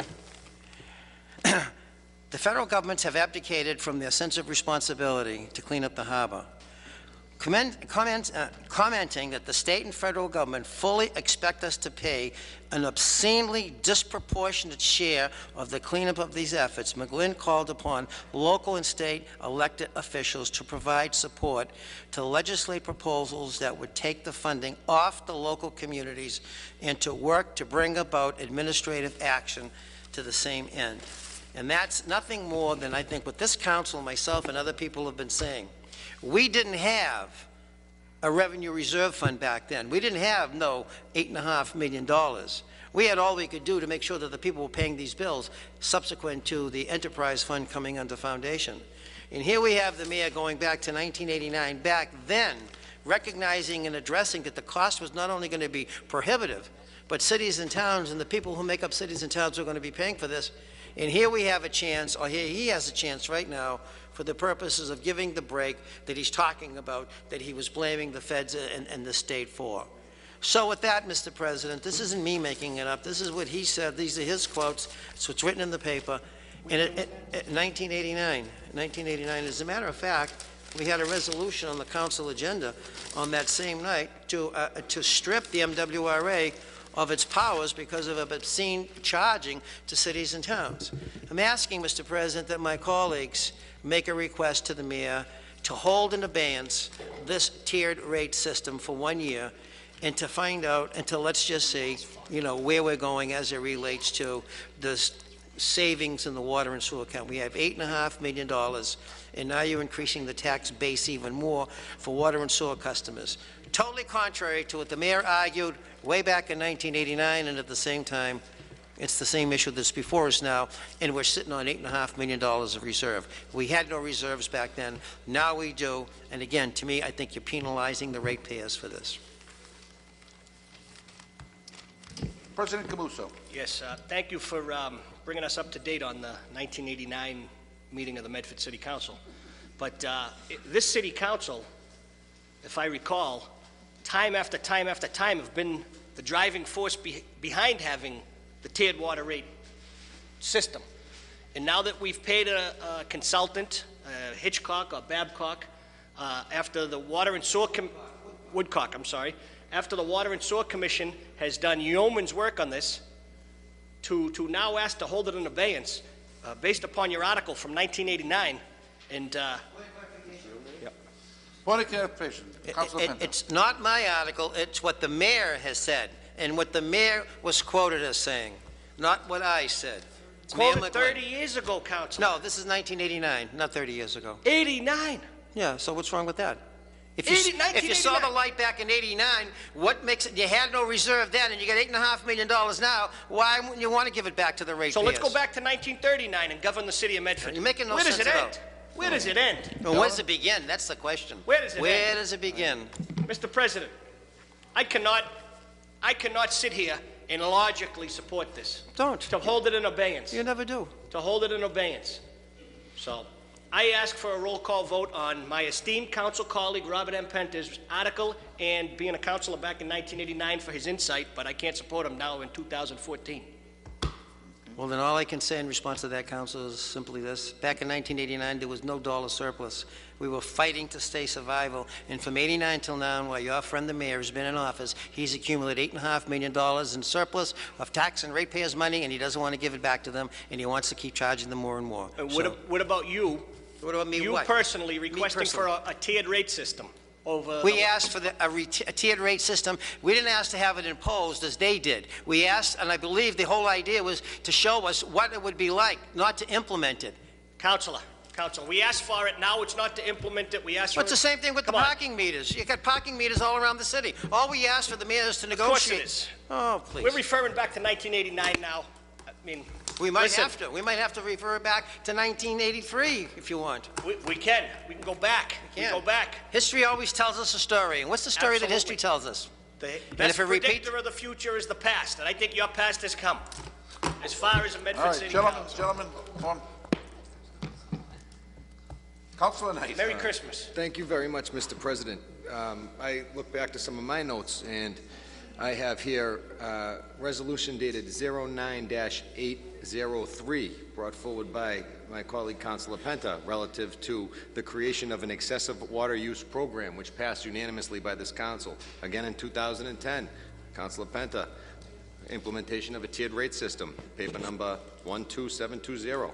So I think that this is something that's not uncommon and not unheard of, Mr. President. I went back and I please. My name. Point of clarification, the asking for a tier rate system, it's true. I think we all asked for that because we wanted to know why. We didn't ask to have it implemented. I think it was Council Marks who was the only one at the time that voted against the new water meter system, and it was Council Marks who introduced the idea of having possibly a tiered rate system because of the commercial people in the city, and those that use more water would be paying for more, and that's not what's happening. It's your family. Gentlemen, be civil, please. I had the privilege of talking with one of the water commissioners today about this, and Mr. Kamara alluded to me that after the first bills come out, they would relook at the rate, not the rate, but the usage, see if to maybe move it from 8 to 1,000 or where it should be, because they have no history to study. So after they have a little history, They said that it would be relooked at again. And that was the recommendation made at the meeting. Thank you. Okay. Councilor Knight, are you done? Again, like I said, Councilor Penter, Councilor Marks, Councilor Caviello. I have here at least 8 resolutions that was put forth by past city councils over the last 7 years that would ask for the implementation of a tiered water rate system. The administration responded to recommendations made by the council over a 7-year period. I'm scratching my head on this one a little bit, Mr. President. Thank you very much. Man. Mr. Gaston, name and address for the record, please. You want? I'm sorry. Thank you, Councilor Caviello. Andrew Castanetti, Cushion Street, Medford, Mass. This, I think Councilor Penter brings up some good points about this tiered rate. I believe it's presently very unfair to the residential versus the commercial. And if I may think off the cuff here, I doubt it was the peoples that polluted the harbor, general public. It was more so like the tannin mills in Lawrence or the Monsantos where the proposed casino probably is going to go. The commercial people will be paying the higher rate. You sure? Yes. Because it seems like 3 tiers. Listen. They're paying the top rate. No, I don't think so. I disagree with that, sir. I'm going on my recollection. The first tier is like 800, up to 800, I believe, right? At whatever it is, 13 and 12 point something cents. Correct, Councilor Penta? Something like that? 1,600 is the commercial rate, 1,600 and beyond for other users. Oh. Which is the higher rate. It's the higher rate. But wait a minute. It's higher than residential. It doesn't say commercial in there, Councilor Knight, does it? Right. So they will be paying more. I'm not sure that's accurate. You're right. Thank you, Councilor Penta. Right.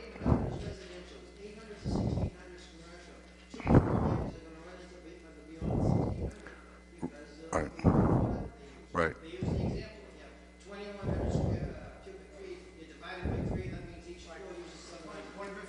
Point of information, Councilor Marks.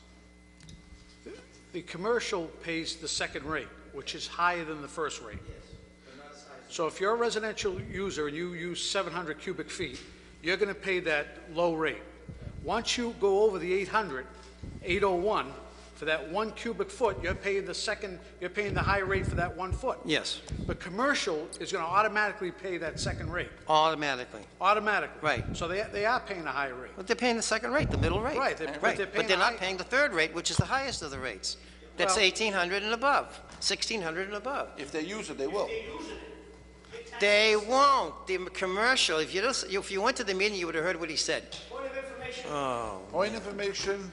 You just said they won't use the water. So The commercial rates, if you read the note, So the note Lawrence Memorial says, Hospital is going to not use the water? I mean, the big users should be paying for the system that they're taxing. The Right. Lawrence Memorial Exactly. Hospital, Budweiser, Tufts University.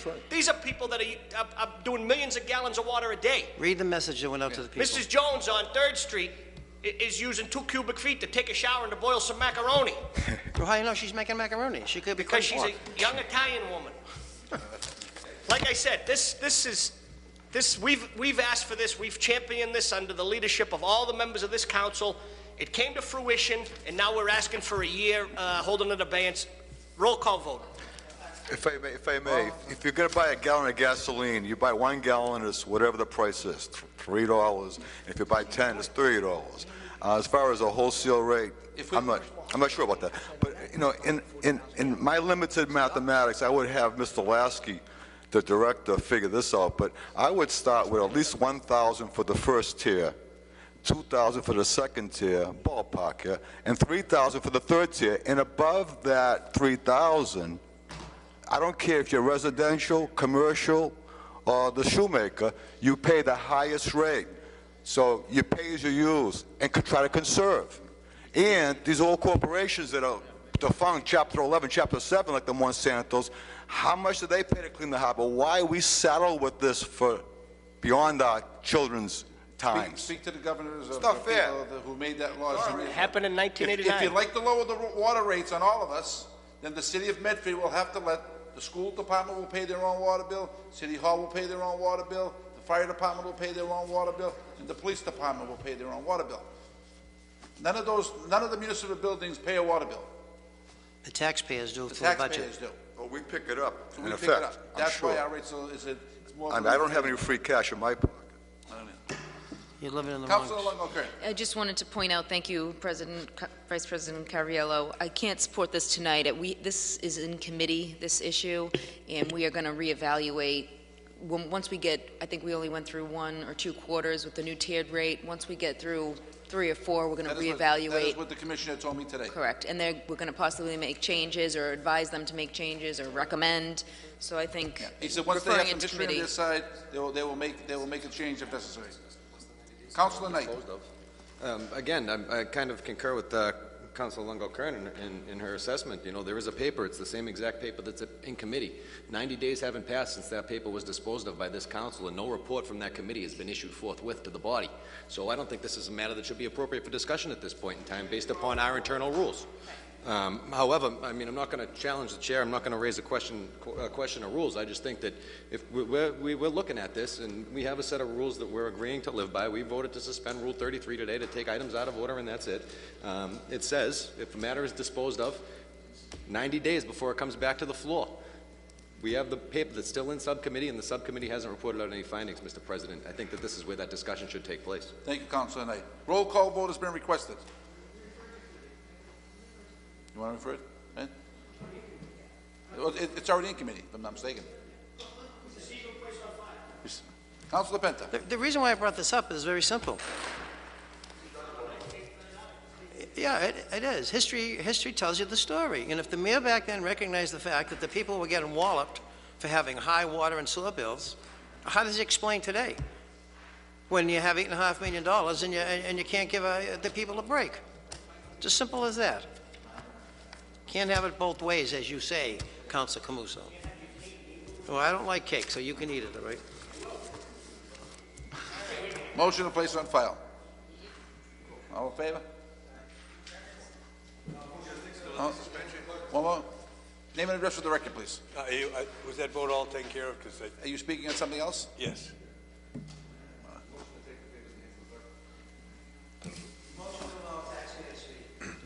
Public participation according to the agenda. I don't know. If He's not speaking in this matter. Councilor, Oh, he's not speaking on this? No. Something else. He's speaking on something else. No. Thank you. Thank you. All right, gentlemen. Anthony Gentlemen. D'Antonio, Yale Street. One meeting. I have a question, and maybe somebody in the council can enlighten me and taxpayers and people that may be watching on TV and the overcrowded in the council hall here. But I was on my way to City Hall today to get a parking placard sticker, and I bumped into my neighbor just as I was leaving, and he said he had already come from City Hall, and they said he cannot get the stickers any longer like we used to do at City Hall. Is there a method or a way to do this, or? Because right now, From what I recall, they're waiting until the parking meters are put in place to issue permits. Is that what, we discussed this in committee, does anybody else recall? That would be January, February. so then the placards we have now are grandfathered in until that date? Yeah, they're not going to do any enforcement, but then the people that are going to enforce the meters are also going to enforce permit parking. So South Medford's very excited about it. I know there were a number of residents from our meeting that were there that want, this to move forward. It wasn't our decision. This is just what we were told. We were told. I understand. I think it's important you brought it up because I did get an email on it this week. Somebody very concerned they couldn't renew their permit. That's good. That's good to know. I have other things to say about the parking program, but I had enough for tonight. Thank you, everybody. Don't go. Mr. President. Mr. Counselor. You just bring up, and she just jogged my memory on something. I was told that you won't be able to come. You'll have to go online and make an application to get them. Correct. If that's the case, everybody doesn't have a computer in this community. So if you don't have a, how are you supposed to do this? Residents are getting a break too in some of the parking. No, I understand that, but if they don't have a computer, and if they're telling you that's the only way you can do it online, that's... I'm My sure neighbor, there'll who's be other 82, doesn't mechanisms. have a Yeah, I don't recall that. I don't recall. One of my neighbors does not have a computer. Point of information, Councilor Knight. I am aware that they do have public computers at the Medford Public Library that's accessible, and people are allowed to use them there as well. It's just a point of information if anybody's They're interested. actually going to be set up too in certain areas to get this off the ground. This is a huge undertaking. As long as the public is informed, that's great. Now, one last thing before I go. Councilor Knight, you were talking about the construction up on Smith Street to Hicks Avenue last week. But I have a question. On the corner of Main Street and Alexander Avenue, there seemed to have been a mistake. The council addressed this a few weeks ago. But I understand that. But why in God's name do we have to have a bolted in sawhorse wood with yellow caution tape on it? I mean, it's terrible. I mean, when can we get rid of this damn thing, you know? There is a permanent plan. The council asked this question a few weeks ago, maybe 3 or 4 weeks ago. Cafe Deer, I believe it's in front of, is that? Yeah, Cafe Deer. Yeah. I hadn't been to the last couple of meetings. I missed out. Yeah, we missed you. Merry Christmas. All right. The records, we're past 2. Oh, I'm sorry. We have 2 papers in the hands of the clerk, and they are 2 condolences. They're both submitted by Vice President Caraviello. The first one, 14-791, offered by Vice President Caraviello, be it resolved that the Medford City Council extends its sincere condolences to Medford school teacher Bill Cotter, who passed away last week after losing his battle with cancer. He'll be missed. On the motion of approval, all those in favor? All those opposed? And offered by Vice President Caraviello, be it resolved, the City Council offer a moment of silence for the recent passing of Mary Butler, longtime resident of Medford. The chair recognizes Vice President Caraviello. Thank you, Mr. President. Mr. President, you know, we often, you know, come up here and we give resolutions and condolences to many people, you know, like a school teacher or, you know, someone's aunt, uncle, grandmother. Last Tuesday, a woman, Mary Butler, was killed in a tragic accident on High Street. Mary Butler was born and raised in Medford. She's lived pretty much by herself her whole life. Her parents died at a young age. Her brother died at a young age. This is a woman who has no family, no sisters, brothers. So tomorrow at St. Claudia Funeral Home, there's going to be a small ceremony, but there'll be no family there at 7:30 tomorrow morning at St. Claudia's. But this woman's got no family to be there. There's no condolences or anything. And, you know, say, like, we're always offering condolences for people that someone's grandmother or someone's worked for the city. This woman was just a regular woman, taxpayer, whole life in the community, a good neighbor. Just recently moved over to the Regency condo because the house was getting to be too much. She was a neighbor of mine for 30 years. Nice woman, say, no family, and I'd like to offer this moment of silence for her, just because the city is her family.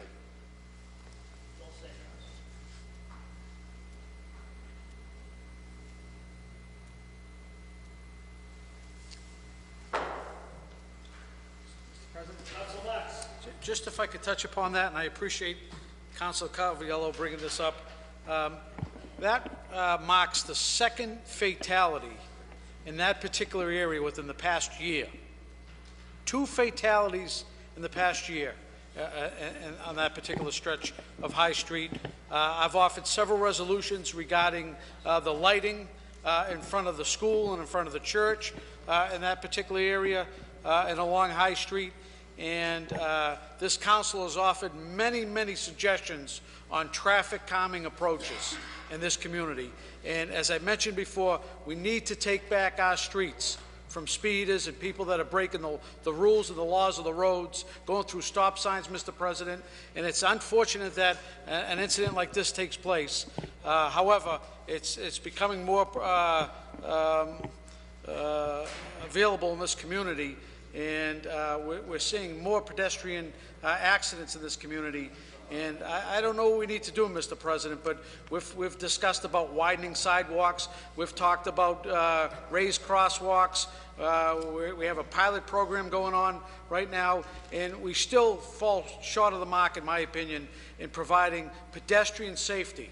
We don't clearly mark our crosswalks. They're not painted in a timely fashion. The lighting throughout the community is poor, Mr. President. The signage is inadequate, in my opinion, throughout the city, and we very seldom see any type of traffic stings or radar stings within our community that do have a profound impact in slowing cars on our streets. And really, Mr. President, I don't know what it's going to take, but in my opinion, we're at a situation right now that's epidemic in our community. And when you have 2 pedestrians within a year span killed in the same area, Mr. President, that should raise a red flag. Thank you, Mr. President. The records were passed to Councilor Delarusso. Motion to table. Motion to table the records. Chair recognizes the gentleman at the podium. Thank you, Andrew Castaner. I just wanted to say, when you voted on the owner-occupied exemption, even though we all knew that 9 out of 10 of the owner-occupied would see less of a tax increase, I'm very shocked that it was 7-0 against the proposal from this, which is from the state we could use. I figured at least you're going to offer 10%, half a bone. I guess I'm not surprised. Maybe capitalism wins again.